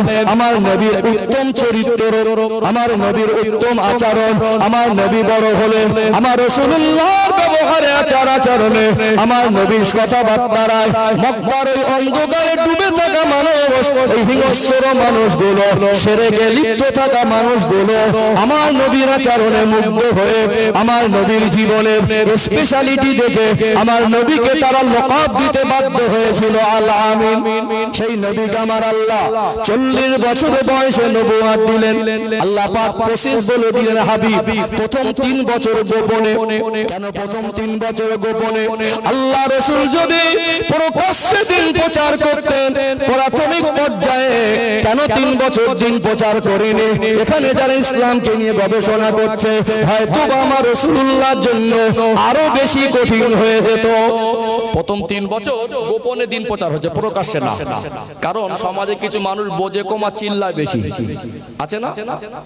একটু যদি রাব ভাষায় বলি তো 1.5 বেটারি মার্কা মানুষ আছে না? নেই? হিসাব করার আগে কথা বলে ফেলে, বোঝে কম আর চিল্লায় বেশি। আল্লাহ রাসূল যদি ময়দানে প্রথমেই বলে ফেলতেন ইসলামের ভিত তৈরি হওয়ার আগে, আল্লাহ রাসূলের দুশমন আরো বেড়ে যেত। নবী আমার অত্যন্ত বিচক্ষণতার সঙ্গে বেছে বেছে দাওয়াত দিয়েছেন। আল্লাহর নবী ভাবতেন আল্লাহ পাক যে আমাকে মহান দায়িত্ব দিয়েছেন, এই দায়িত্বটা আমি কলেমার বাণীটা কার কাছে নিয়ে যাব? এমন একটা মানুষের কাছে যাব যিনি আমার কথাটাকে বিশ্বাস করবে, এমন একটা মানুষকে বলবো যিনি ইসলামের ভিতর সহজে চলে আসবে। নবী যে কটাকে 3টে বছর বেছে বেছে দিয়েছিলেন সব কটা জ্ঞানী, সৎ, বিচক্ষণী। এর মধ্যে প্রথম ধাপে দুজনকে দিয়েছিলেন, একজন হলেন উম্মাহাতুল মুমিনিন আম্মা জান হযরত খাদিজাতুল কুবরা রাদিয়াল্লাহু আনহা, আরেকজন ছিলেন হযরত সাইয়্যিদানা আবু বকর সিদ্দিক রাদিয়াল্লাহু আনহু। এমনি বেঁচে বেঁচে যে কটাকে দিলেন সবকটা খাঁটি আর বিচক্ষণী। এই 3 বছরে অল্প সংখ্যক হলেও না ইসলামের একটা ভিত তৈরি হয়ে গেল। কি তৈরি হয়ে গেল? ইসলামের একটা 3 বছর পার হয়ে গেল। আল্লাহ দয়াময় পুনরায় আবার ওহী করলেন, ওয়ানদির আশিরাতাকাল আকরাবিন। আমার হাবিবে পিয়ারা, আপনার যারা নিকটস্থ আত্মীয় আপনি তাদেরকে ভয় প্রদর্শন করুন। নবী আমার তার আত্মীয় স্বজন নিকটস্থদের দেখে যখন প্রকাশ্যে কলেমার বাণী প্রচার শুরু করলেন, আল্লাহ নবী হুজুর আমার যখন কলেমার বাণী মক্কার জমিনের মানুষে আল্লাহর হুকুম পাওয়ার পরে প্রকাশ্যে প্রচার শুরু করলেন, আমার নবীর দুশমন তৈরি হয়েছিল না হয় নাই? আমার রাসূলের 40 বছর বয়সে গারে হেরাতে জাবাল নূর পর্বতের গুহাতে নবী আমার ধ্যানে মশগুল ছিলেন। লাইলাতুল কদরের রাতে রমাদানুল মুবারক মাসে কোরআনুল কারীমের সূরাতুল আলাকের প্রথম 5টা আয়াত আমার আল্লাহ নাজিল করেছিলেন। কোরআনুল কারীম নাজিলের সূচনা হলো 23 বছর প্রসেস নিয়ে আমার আল্লাহ এই কোরআনুল কারীমকে নাজিল করলেন। কখনো একটি সূরা, কখনো একটি আয়াত, কখনো একাধিক আয়াত, কখনো 10টি আয়াত আমার নবী আল্লাহর পক্ষ থেকে কোরআনুল কারীমের আয়াতগুলো নিয়ে মক্কার ওই অন্ধকারে ডুবে থাকা হিংস্র মানুষদের মাঝে পৌঁছালেন। আল্লাহ নবী তাদেরকে দিন বোঝাতে লাগলেন। এত ঘাত প্রতিঘাত, সাহাবাদেরকে কিছু সংখ্যক সাহাবীকে শহীদ করে দিলেন। আল্লাহ নবীকে সাহির বলা হলো, মাসনুন বলা হলো, পাগল জাদুকর বলা হলো। আমার নবীকে আফতাব বীরবংশ বলা হলো। আমার নবীকে নিয়ে কত ষড়যন্ত্র চক্রান্ত। আল্লাহ দেওয়া মহান দায়িত্ব থেকে তিনি বিরত থাকলেন না। সমস্ত রকম বাধা ঘাত প্রতিঘাতকে আমার রাসূলুল্লাহ সবকিছু ফেরকা করে আল্লাহর সাহায্য নিয়ে তিনি পথ চলাটা থামেননি। এই 23 বছর ধরে আল্লাহ যখন যেটা নাজিল করেছেন, যে সমস্ত মানুষেরা আস্তে আস্তে ইসলামের ছায়াতলে এসেছেন, আল্লাহ রাসূল তাদেরকে কোরআনের শিক্ষা দিয়েছেন, ইসলামের শিক্ষা দিয়েছেন। ইসলামের বিধানগুলো তারা শুধু কলেমা পড়ে বসে থাকেন নাই, তাদের জীবনটা ইসলামের আলো আলোকিত করেছিলেন না করেন নাই? 23 বছরের প্রসেসে আল্লাহ কোরআনুল কারীম নাজিল করলেন। কত বছর? আরে 23 বছর ধরে আমার রাসূল একাধিক যুদ্ধের সম্মুখীন হতে হয়েছে। বহু সাহাবাদের জানমাল কুরবান হয়েছে। আল্লাহ রাসূল 23 বছরের ফলাফল মেহনতের ফসল মক্কা মদিনার কালচারকে পাল্টে দিয়ে হিংস্র মানুষদেরকে নিয়ে আল্লাহর বিধান কোরআনুল কারীমকে নিয়ে আল্লাহ রাসূল রাষ্ট্রীয়ভাবে ইসলাম প্রতিষ্ঠিত করেছেন। জোরে বলুন সুবহানাল্লাহ। বিস্তারিত এখানে বলতে অনেক মন চায়, কিন্তু বললে আমার টার্গেট পূরণের সময় পাবো না। এইজন্য আমি খুব সংক্ষেপে মূল বিষয়গুলো তুলে ধরছি ইনশাআল্লাহ। ও ভাইজানেরা, সোনার মানিক যুবকেরা, আব্বারা মায়েরা, আমার আপনার নবী দয়ার নবী মক্কার মানুষের কাছে 23 বছর ধরে যা কিছু বলেছেন মন গড়া একটা কথা বলেন নাই। আল্লাহর কোরআনুল কারীমের আয়াত দিয়ে বলেছেন। আল্লাহ ধীরে ধীরে মদকে হারাম করেছেন, ঘুষকে হারাম করেছেন, জিনাকে হারাম করেছেন, সুদকে হারাম করেছেন। আমার আল্লাহ মানুষ্য জাতি যারা অন্ধকারে ডুবেছিল, মায়ের কতটা সম্মান সেটা বলেছেন, বাবার হক সেটা বলেছেন। বাবা মা সম্পদ রেখে গেলে ছেলে কতটা পাবে, মেয়ে কতটা পাবে সেটাও বলেছেন। দুনিয়ার একটা মানুষ কিভাবে ব্যবসা বাণিজ্য করবে, কিভাবে রাষ্ট্র চালাবে, স্ত্রীর সঙ্গে স্বামীর আচরণ কেমন হবে, স্বামীর সঙ্গে স্ত্রীর আচরণ কেমন হবে, একজন ধনী মানুষ গরিবদের সঙ্গে তার কি আচরণ হবে, আল্লাহ যদি কাউকে অর্থশালী করে তার উপর আল্লাহর কি আদেশ হবে, এই 23 বছর ধরে কমপ্লিট ইসলামের বিধানকে আমার আল্লাহ কোরআনুল কারীমের আয়াত নাজিল করে করে আমার রাসূলুল্লাহর উপর অবতীর্ণ করলেন। এই 23 বছরে ইসলামের বিধানকে আল্লাহ কমপ্লিট করতে গিয়ে আল্লাহ পাকের ফেরেশতা হযরত জিবরাইল আমিন আলাইহিস সালামকে আমার আল্লাহ কম বেশি 24,000 বারের মতো প্রেরণ করেছিলেন। জোরে বলুন সুবহানাল্লাহ। 24,000 বার আল্লাহ একটা ফেরেশতাকে আল্লাহ পাঠালেন। 23 বছরের ব্যবধানে একটা সমাজ ব্যবস্থা পাল্টে গেল, সেটা হলো ইসলামিক রাষ্ট্র, যেটা আল্লাহ রাসূল রাষ্ট্র কায়েম করেছিলেন। কোরআন দিয়ে দেশ চালানো, কোরআনের শাসন আল্লাহর জমিনে কায়েম করা রাসূলুল্লাহ নিজে নেতৃত্ব দিয়েছেন না? তাহলে 23 বছরে যা কিছু কোরআনুল কারীম এসেছেন আমাদের জীবন ব্যবস্থার, আমাদের জীবন যাপনের বিধান হিসেবে আল্লাহ দিয়েছেন না দেন? শুধু কি কোরআন আমাদের জন্য শরীয়ত না হাদিসও আছে? হাদিস আছে না? হাদিসও আছে। আল্লাহ পাক একাধিক কোরআনুল কারীমের আয়াত নাজিল করে আমার রাসূলুল্লাহর কথাটাও আমার আল্লাহ শরীয়তের মধ্যে শামিল করে দিলেন। কোরআনুল কারীমের 28 নম্বর পারা সূরাতুল হাসরের আয়াত আল্লাহ পাক বলেন, আমা আতাকুমুর রাসূলু ফাখুযুহু ওয়া মা নাহাকুম আনহু ফান্তাহু। আল্লাহ বলেন, আমার হাবিব যেটা তোমাদেরকে আদেশ করে সেগুলো তোমরা মেনে নাও, আমার হাবিব যেটা তোমাদের নিষেধ করে সেগুলো তোমরা মেনে নাও। সূরা আলে ইমরানের 31 নম্বর আয়াত আমার আল্লাহ বলেন, কুল ইন কুনতুম তুহিব্বুনাল্লাহা ফাত্তাবিউনি ইউহিব্বুকুমুল্লাহ। আমার হাবিব আপনি বলে দেন, যারা আমি আল্লাহকে ভালোবাসতে চায় ফাত্তাবিউনি, তারা যেন আপনার ইত্তেবা করে। আল্লাহ অপর আয়াতে বলেন, আতিউল্লাহ ওয়া আতিউর রাসূল, তোমরা আমার বান্দা মানবে, তোমরা আমি আল্লাহর ইতাআতের পাশাপাশি আমার রাসূলের ইতাআত করো। আল্লাহ কোরআনুল কারীমের আয়াত দ্বারা আমার রাসূলুল্লাহর কথাগুলোকে আমার আল্লাহ শরীয়তের মধ্যে শামিল করে দিয়েছেন। আমার নবী যেটা বলেছেন ওটাও তো শরীয়তের দলিল, ওটাও শরীয়তের দলিল। 23 বছরের ফলাফল আল্লাহ রাসূলের কাছে মুসলমান হয়েছিলেন, হাতে হাত দিয়ে ঈমানের কলেমা পড়েছিলেন কম বেশি 1.5 লক্ষের মতো সাহাবা। কতটা? কম বেশি। তাদের মন মর্জি চলা ছেড়ে দিলেন, জীবনে ইচ্ছা মতো চলা সবটাই ত্যাগ করে দিলেন, অন্ধকার থেকে আলোর পথ ফিরে পেলেন। আল্লাহ রাসূলের হাতে হাত দিয়ে যারা সাহাবা বা ছাত্র হয়েছিলেন আল্লাহ পাক তাদের সাহাবাদের মাকাম দিলেন। কি দিলেন? তাদের ত্যাগ, তাদের জীবনের পরিবর্তন, তাদের জীবনের ইসলামের আলো যখন বাস্তবায়ন হয়ে গেল আল্লাহ পাক তাদের উপরে সন্তুষ্ট হয়ে কোরআনুল কারীমের আয়াত নাজিল করলেন, রাদিয়াল্লাহু আনহুম ওয়া রাদু আনহু। কথা কি বুঝতে পারছেন? 23 বছরে কি হলো? আল্লাহর নবী রাষ্ট্রীয়ভাবে মদিনা তখন কেন্দ্র, রাষ্ট্রীয়ভাবে আল্লাহ রাসূল ইসলামিক রাষ্ট্র শাসন কায়েম করেছেন। তার ফলাফল দাঁড়ালো ওই অন্ধকারে ডুবে থাকা মানুষদের মাঝে শান্তি কায়েম হয়েছে না হয়নি? কি কায়েম হয়েছে? শান্তি কায়েম। যেখানে মানুষ সামান্য মাল রেখে দুশ্চিন্তা করত, নিরাপত্তায় ভুগত, যেখানে মহিলারা রাস্তায় বের হতে নিরাপত্তাহীনতায় ভুগত, যেখানে লুটপাট মারামারি হতো, গায়ের জোরে জুলুম অত্যাচার চলতো, নবী আমার সাহাবাদের নিয়ে ইসলামিক রাষ্ট্র শাসন কায়েম করলেন। আল্লাহ পর্দার বিধানকে ফরজ করে দিলেন। আমার নবীর প্রত্যেকটা সাহাবিয়া তারা পর্দাবদ্ধ হয়ে গেলেন। চুরি করলে হাত কাটার বিধান যখন আল্লাহ নাজিল করে দিলেন, চুরি বন্ধ হয়ে গেল, জেনা বন্ধ হয়ে গেল, লুটপাট বন্ধ হয়ে গেল, মারামারি বন্ধ হয়ে গেল। গোটা মক্কা মদিনায় শান্তি কায়েম হয়ে গেল।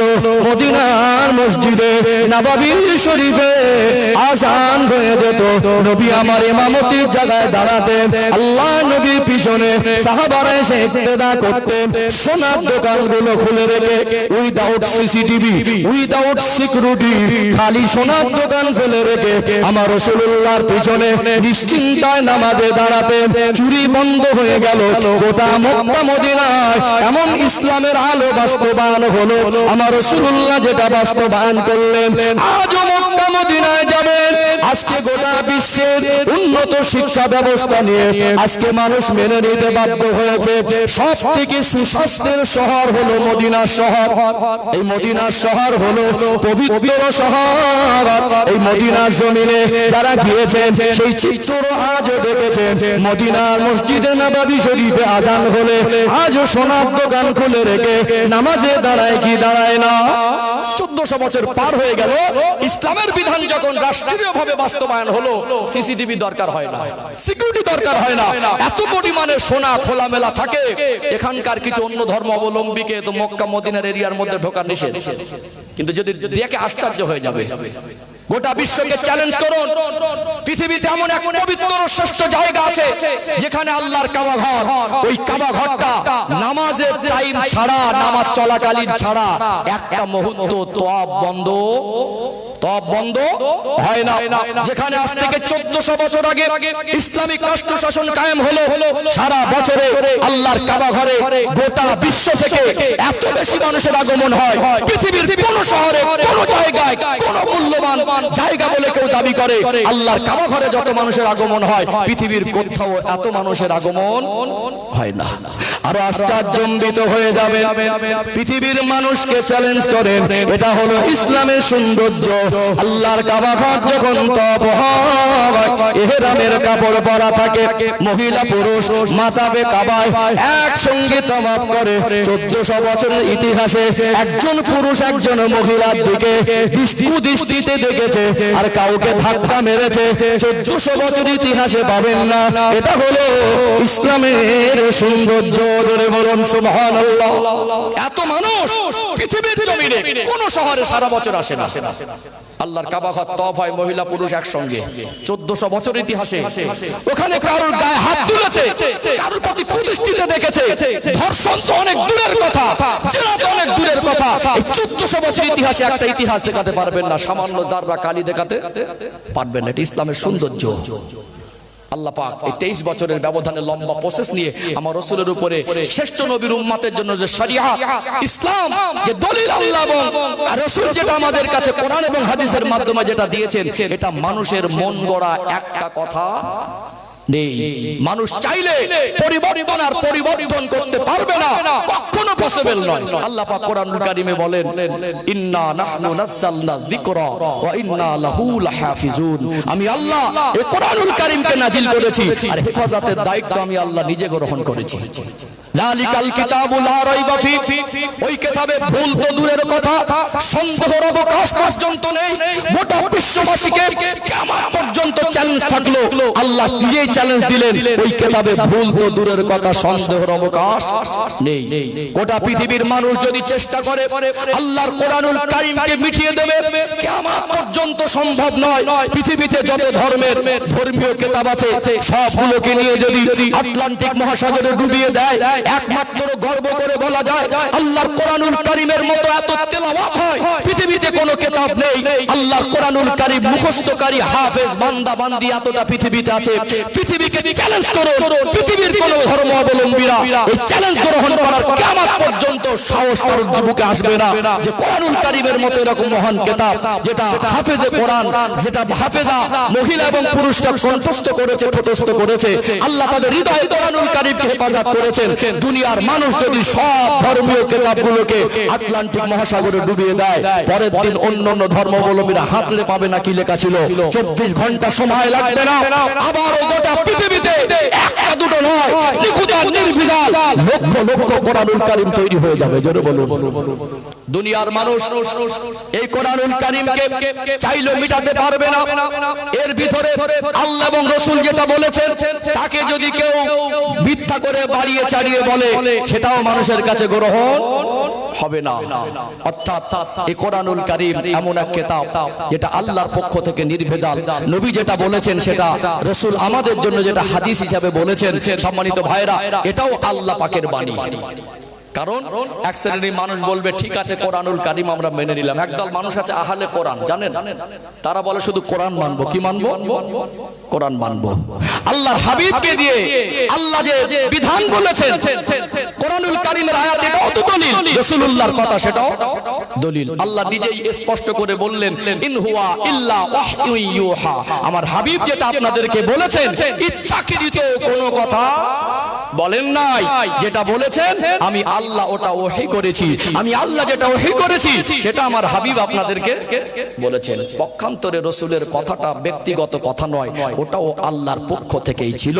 আমরা এমন এক জীবন ব্যবস্থা মেনে চলি, ইসলাম এমন এক জীবন ব্যবস্থার নাম, এটা মানুষের লেখা নয়, মানুষের বানানো নয়, মানুষের তৈরি নয়। কিয়ামত পর্যন্ত পরিবর্তন সম্ভব নয়। ইসলামের কোন বিধানকে পৃথিবীর কোন রাষ্ট্রীয় প্রধান, পৃথিবীর কোন ক্ষমতাশীল, পৃথিবীর কোন শক্তিশালী দুনিয়ার মস্তান আল্লাহর কোরআনুল কারীমের আইনকে পরিবর্তন করতে কারোর ক্ষমতা হবে? 15 দিন রোজা করে দেবে, 30 দিনের ফরজ রোজাকে কমিয়ে 15 দিন করে দেবে। কারোর কি পৃথিবীতে কিয়ামত পর্যন্ত ক্ষমতা হবে 5 ওয়াক্ত ফরজ নামাজকে 7 ওয়াক্ত করে দেবে বা কমিয়ে 3 ওয়াক্ত করে দেবে? যে আসবে আল্লাহর বিধানকে পাল্টাতে, দুনিয়ার মানুষটা জীবনটা বদলে দেবে, সে পচে যাবে, তাকে মানুষ ঘৃণা করবে, তাকে মানুষ ছুঁড়ে ফেলে দেবে, দুনিয়ার কাছে সে তুচ্ছ হয়ে যাবে, যাবে না? আমার আপনার নবী, দয়ার নবী, মায়ার নবী, রাহমাতুল লিল আলামিন, আল্লাহ পাক তাকে টোটাল 63 বছরের হায়াতি জীবন দিলেন। 40 বছর বয়সে নবুয়ত, 23 বছরের দিনের খেদমত করলেন। ইন্তেকালের কয়েক মাস আগে নবী আমার ফরজ হজ করলেন জীবনে একবার। বিদায় হজের ভাষণ দিচ্ছিলেন, বিদায় হজের ভাষণের প্রত্যেকটা লাইন এত দামি, আল্লাহ রাসূল গুছিয়ে বয়ান দিয়েছিলেন। লক্ষাধিক সাহাবার সামনে বিদায় হজের ভাষণ বলার অবকাশ নেই। আল্লাহ নবী সেই দিন বিদায় হজের ভাষণ দিচ্ছিলেন, আর কোরআনুল কারীমের শেষ আয়াত হিসাবে আমার আল্লাহ সূরাতুল মায়েদার 3 নম্বর আয়াত আল্লাহ নাজিল করলেন। 6 নম্বর পারা, সূরার নাম সূরাতুল মায়েদা, 3 নম্বর আয়াতের অংশ। আল্লাহ পাক আমার রাসূলের কাছে হযরত জিবরাইল আমিন আলাইহিস সালামকে পাঠিয়ে দিলেন। আল ইয়াউমা আকমালতু লাকুম দীনাকুম ওয়া আতমামতু আলাইকুম নি'মাতি ওয়া রাদিতু লাকুমুল ইসলাম দীনা। আল্লাহ পাক বলেন, আল ইয়াউমা আকমালতু লাকুম দীনাকুম, আজকে আমি আল্লাহ দ্বীনকে কমপ্লিট করে দিলাম। ওয়া আতমামতু আলাইকুম নি'মাতি, আমার নিয়ামতকে পরিপূর্ণ করে দিলাম। ওয়া রাদিতু লাকুমুল ইসলাম দীনা, আমি আল্লাহ ইসলামের উপরে রাজি খুশি সন্তুষ্ট হয়ে গেলাম। এই আয়াত দ্বারা আল্লাহ কোরআনুল কারীমের আয়াত নাজিল করা সমাপ্তি ঘোষণা করেছেন। সাহাবারা বুঝতে পেরে গেলেন, আল্লাহ যখন দ্বীন কমপ্লিট বলে দিয়েছেন, নিয়ামত পরিপূর্ণ করে দিয়েছেন, ইসলামের উপরে আল্লাহ পাক রাদিতু লাকুমুল ইসলাম দীনা, দ্বীনের উপরে সন্তুষ্ট হয়ে গেছেন। শ্রেষ্ঠ নবীর উম্মতের জন্য কিয়ামত পর্যন্ত জীবন যাপনের জন্য যেটা শ্রেষ্ঠ পথ দরকার, এই শ্রেষ্ঠ পথে যখন আল্লাহ কমপ্লিট ঘোষণা দিয়েছেন, এর মধ্যে আর নতুন করে কিছু প্রয়োজন হবে না, নতুন করে কিছু প্রয়োজন হবে না। আর ইঙ্গিত পেয়ে গেলেন, আল্লাহ যখন দিন কমপ্লিট করে দিয়েছেন, আল্লাহর প্রিয় হাবিব তিনিও হয়তো আমাদের মাঝে আর বেশি দিন থাকবেন না। বাস্তবে তাই। জিলহজ মাস আমার রাসূল বিদায় হজের ভাষণ দিলেন, আয়াত নাজিল হলো, তারপরে মুহররম, সফর, রবিউল আউয়াল ইন্তেকাল করলেন। এই যে 23 বছরে আল্লাহ ইসলামের কমপ্লিট বিধান দিলেন, এগুলো মানুষের লেখা নয়, মানুষের বানানো নয়। কোরআনুল কারীমের একটা আয়াত, একটা সেন্টেন্স, একটা ওয়ার্ড, একটা বাক্য, একটা লাইন পরিবর্তন সম্ভব নয়। চাইলে কেউ মুছে দিতেও পারবে না। এটা পৃথিবীর মানুষকে চ্যালেঞ্জ করে বলা যাবে, আমরা ইসলাম নামক জীবন ব্যবস্থার মধ্যে যা পেয়েছি, এটা রবের পক্ষ থেকে পেয়েছি, নির্ভেজাল পেয়েছি, আল্লাহর পক্ষ থেকে আল্লাহ দিয়েছেন। এই ইসলামের পথ মানুষ জাতির জন্য দিয়েছেন। কার জন্য?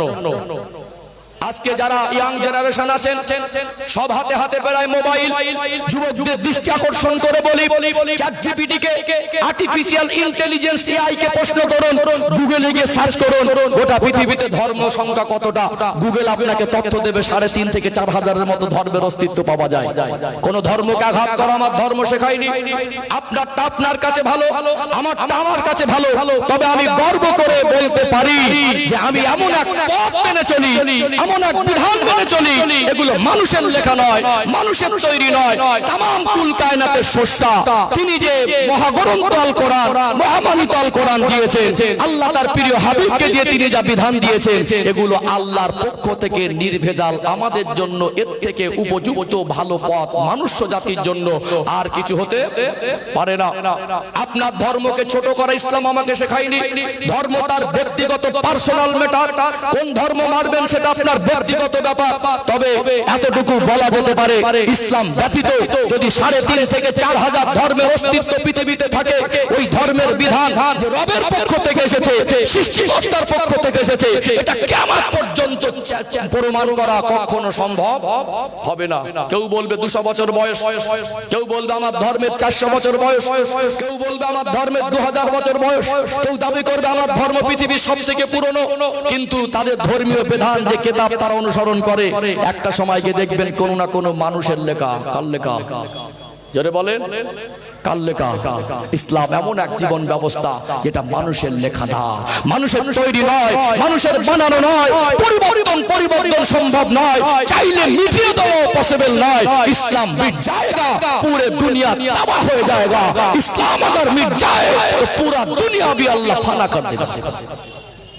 ইসলাম আছে, দুনিয়া আছে।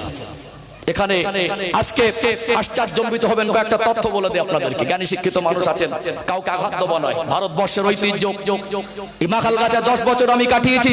এই মাদ্রাসা আমার হৃদয়ের মাদ্রাসা। আল্লাহ পাক এখানে আমাকে 10টা বছর কম বেশি কোরআনের খেদমত করার সুযোগ দিয়েছেন। আমরা এই মাখালগাছার যারা মানুষ, আমরা জাতি ধর্ম বর্ণ নির্বিশেষে কাঁধে কাঁধ মিলে আছি না নেই? আজকে দুঃখজনক হলেও সত্য, এক অপদার্থ সরকার যেটা মানুষকে, ভারতবর্ষের মানুষকে পেরেশান করে রেখেছে। ধর্মের নামে রাজনীতি, মসজিদ মন্দির, হিন্দু মুসলমান লড়াই লাগিয়ে দেওয়ার গভীর ষড়যন্ত্র তারা আটছে। কিছু নিরীহ সাদামাটা মানুষ ভুল বুঝে পদের লোভে, তাদের নিজের স্বার্থ সিদ্ধির জন্য সাধারণ মানুষ যারা একে অপরের কাঁধে কাঁধ মিলিয়ে চলে, হিন্দু মুসলমান মিলেমিশে থাকে, তাদের ভিতরে সেই ভ্রাতৃত্ব আর ভালোবাসা নষ্ট করে দেওয়ার গভীর ষড়যন্ত্র হচ্ছে না? হয় না? হচ্ছে না? এই মাখালগাছায় এখানে ভাইরা দুর্গা পুজো করে, কালী পূজা করে, মাখালগাছার মুসলমানদের অসুবিধা হয় না। এখানে মাখালগাছার জমিনে ঈদের নামাজ হয় আর জলসা হচ্ছে, তাদেরও তো অসুবিধা হয় না। এই মাখালগাছা হাট বাজার, এখানে একজন হিন্দু ভাই যদি সবজি নিয়ে বসে, একজন মুসলমান হাসতে হাসতে তার কাছ থেকে মাল কেনে। একজন মুসলমান সবজি নিয়ে বসলে একজন হিন্দু ভাই হাসতে হাসতে মাল কেনে না? আমি বলবো ধর্ম ব্যক্তিগত, তার পার্সোনাল ব্যাপার। আমরা ভাই ভাইয়ের মতো কাঁধে কাঁধ মিলিয়ে চলবো, যার যেটা ইচ্ছা সেটা সে মানবে। কথা ঠিক না ঠিক? তবে এখান থেকে যেটা আমার বলার, ইসলাম এসেছে শুধুমাত্র মুসলমানদের জন্য নয়। কোরআনুল কারীমকে আল্লাহ নাজিল করেছেন শুধুমাত্র মুসলমানদের জন্য নয়। আল্লাহ রাসূলকে আল্লাহ প্রেরণ করেছেন শুধুমাত্র মুসলমানদের জন্য নবী করে নয়, বরং মনুষ্য জাতির জন্য। কোরআনুল কারীমও মনুষ্য জাতির জন্য, ইসলামও মনুষ্য জাতির জন্য, আর আমার রাসূল মানুষ জাতির জন্য। এই জিনিসটা, ইসলাম যে সত্য, রবের পক্ষ থেকে নির্ভেজাল, এই জিনিসটা যত প্রকাশ হচ্ছে, সত্যতা যত প্রকাশ হচ্ছে, ইসলাম যেখানে কায়েম হয়েছে, শান্তি যেটা বাস্তবতা সমাজের মানুষ একেবারে অঙ্কে অঙ্কে বুঝে পাচ্ছে। আজ শিক্ষার হার যত বাড়ছে, মুসলমানদের সংখ্যা তত বাড়ছে। আশ্চর্যজনবিত হবেন, আল্লাহর নবী সাল্লাল্লাহু আলাইহি সাল্লাম রেখে গেলেন 1.5 লাখ। আজকে গোটা বিশ্বে মুসলমানদের সংখ্যা হলো 200 কোটির বেশি। জোরে বলুন, কশা কোটি? কশা কোটি? আমি বলবো না, গুগল বলবে, আপনার এআই আর্টিফিশিয়াল ইন্টেলিজেন্স বলবে, চ্যাট জিপিটি বলবে, গোটা বিশ্বের সমীক্ষা বলবে। গোটা প্রতি বছরের গোটা বিশ্বের সমীক্ষা বলছে, যুগ যুগ ধরে যত দিন যাচ্ছে, সমস্ত ধর্মাবলম্বীদের ভিতরে সব থেকে অন্য ধর্ম ত্যাগ করে যদি কোনো কনভার্টেড মুসলমানের ধর্মাবলম্বী থাকে, যে কোনো ধর্ম পরিবর্তন করা মানুষ থাকে, সব থেকে বেশি সংখ্যক মানুষ দলে দলে যোগ দিচ্ছে সেটা ইসলামের মধ্যে। কিসের মধ্যে? আপনি পশ্চিমা দেশগুলোতে দেখুন, আপনি আমেরিকার মতো দেশে দেখুন, জাপানের মতো দেশে দেখুন, রাশিয়ার মতো দেশে দেখুন, গোটা বিশ্বের পরিসংখ্যান দেখুন। আজকে যখন মানুষের কাছে ইসলাম পৌঁছে যাচ্ছে, আমার আপনার মতো কম বুঝদার মানুষ না, যারা এডুকেটেড পারসন, যারা দার্শনিক, যারা বৈজ্ঞানিক, যারা ডক্টর, এই সমস্ত ক্যাটাগরির মানুষ, তারা আজকে দলে দলে ইসলামের মধ্যে আসছে না? আসে না? আসে না? আমি এইটুকু বলি, ইসলাম আমার ব্যক্তিগত বাপ দাদা সম্পদ নয়। কোরআন আমার নিজের জন্য বা আমার ধর্মাবলম্বীদের জন্য নয়। আমি গর্ব করে বলি, আমার সৌভাগ্য, আমি আল্লাহর পক্ষ থেকে যে পথ বিধান আমাকে দেওয়া হয়েছে, সেই বিধান আমি মেনে চলছি। আপনার দুর্ভাগ্য, আপনি কোন মানুষের লেখা, মানুষের বানানো পথে আছেন। এটা আমি আবার গর্ব করে বলি, ইসলাম আমার যতটা, আপনি যেই ধর্মের হন, আপনার ততটা, রাসূল আমার যতটা আপনারও ততটা, কোরআন আমার যতটা আপনার জন্যই ততটা, আমার রব আপনার জন্যটা দিয়েছেন। ওয়ানি ইবুদুনি হাযা সিরাতুম মুস্তাকিম। আল্লাহ পাক সূরা ইয়াসিনের মধ্যে বলছেন তোমরা আমার ইবাদত করো, এটাই তোমাদের জন্য সোজা রাস্তা। এই জিনিসটা যখন বলছি, ইসলাম শুধু আমার ব্যক্তিগত না, ইসলাম মানুষের লেখা না, মানুষের বানানো না, মেটানো সম্ভব নয়, পরিবর্তন সম্ভব নয়। আর ইসলাম আল্লাহর পক্ষ থেকে এসেছে, হাজার বার প্রমাণ করা পসিবল, সম্ভব। কথা ঠিক না বেঠিক? এই সত্য আলো যখন দুনিয়ায় যুগ যুগ ধরে ছড়িয়ে যাচ্ছে, আল্লাহ পাক ইসলামের সুবাস পৃথিবীর কোনায় কোনায় আজও পৌঁছে দিয়েছেন। একটা সময় আমার রাসূল বলছেন এমন একটা দিন আসবে, পৃথিবীতে এমন কোন রাষ্ট্র থাকবে না, এমন কোন গ্রাম থাকবে না, এমন কোন জায়গা থাকবে না যেখানে আল্লাহ বলা মানুষ থাকবে না। একটা দিন, সেই দিন সামনে আসছে, গোটা পৃথিবীর কোনায় কোনায় কোনায় কোনায় ইসলামের আলো পৌঁছে যাবে ইনশাআল্লাহ। আল্লাহ পাক কোরআনুল কারীমে সূরাতুল বাকারা 208 নম্বর আয়াতে এই জন্য বলছেন, ইয়া আইয়ুহাল্লাযীনা আমানু, হে আমার বিশ্বাসী বান্দা বান্দীরা, উদখুলু ফিস সিলমি কাফা, তোমরা পরিপূর্ণ রূপে ইসলামের মধ্যে প্রবেশ করো। খুব অল্প সময় আমি চেষ্টা করছিলাম যে একদম অল্প সময়ের মধ্যে ইসলামটা কি একটু ধারণা তৈরি করা। আমরা জানি, কিন্তু এটাকে বিস্তারিত ব্যাখ্যা দিয়ে খুব সংক্ষিপ্ত আকারে গঠনমূলকভাবে তুলে ধরার চেষ্টা করেছি মাত্র। আমি এমন এক মানুষ, যদি বলেন একজন মানুষ ভ্যান চালা, আমি তার পাত ধুলোর যোগ্য না, তবু আপনাদের দোয়া আমার পাশে আছে, আমার বাবা মার দোয়া আমার পাশে আছে। এখনো তো আমি সময় পাই না, কোন মাসে আমার জীবনে 15 বার 16 বার আল্লাহ আকাশ পথে বিমান সফর করিয়ে দেয়। মাদ্রাসায় ছিলাম যখন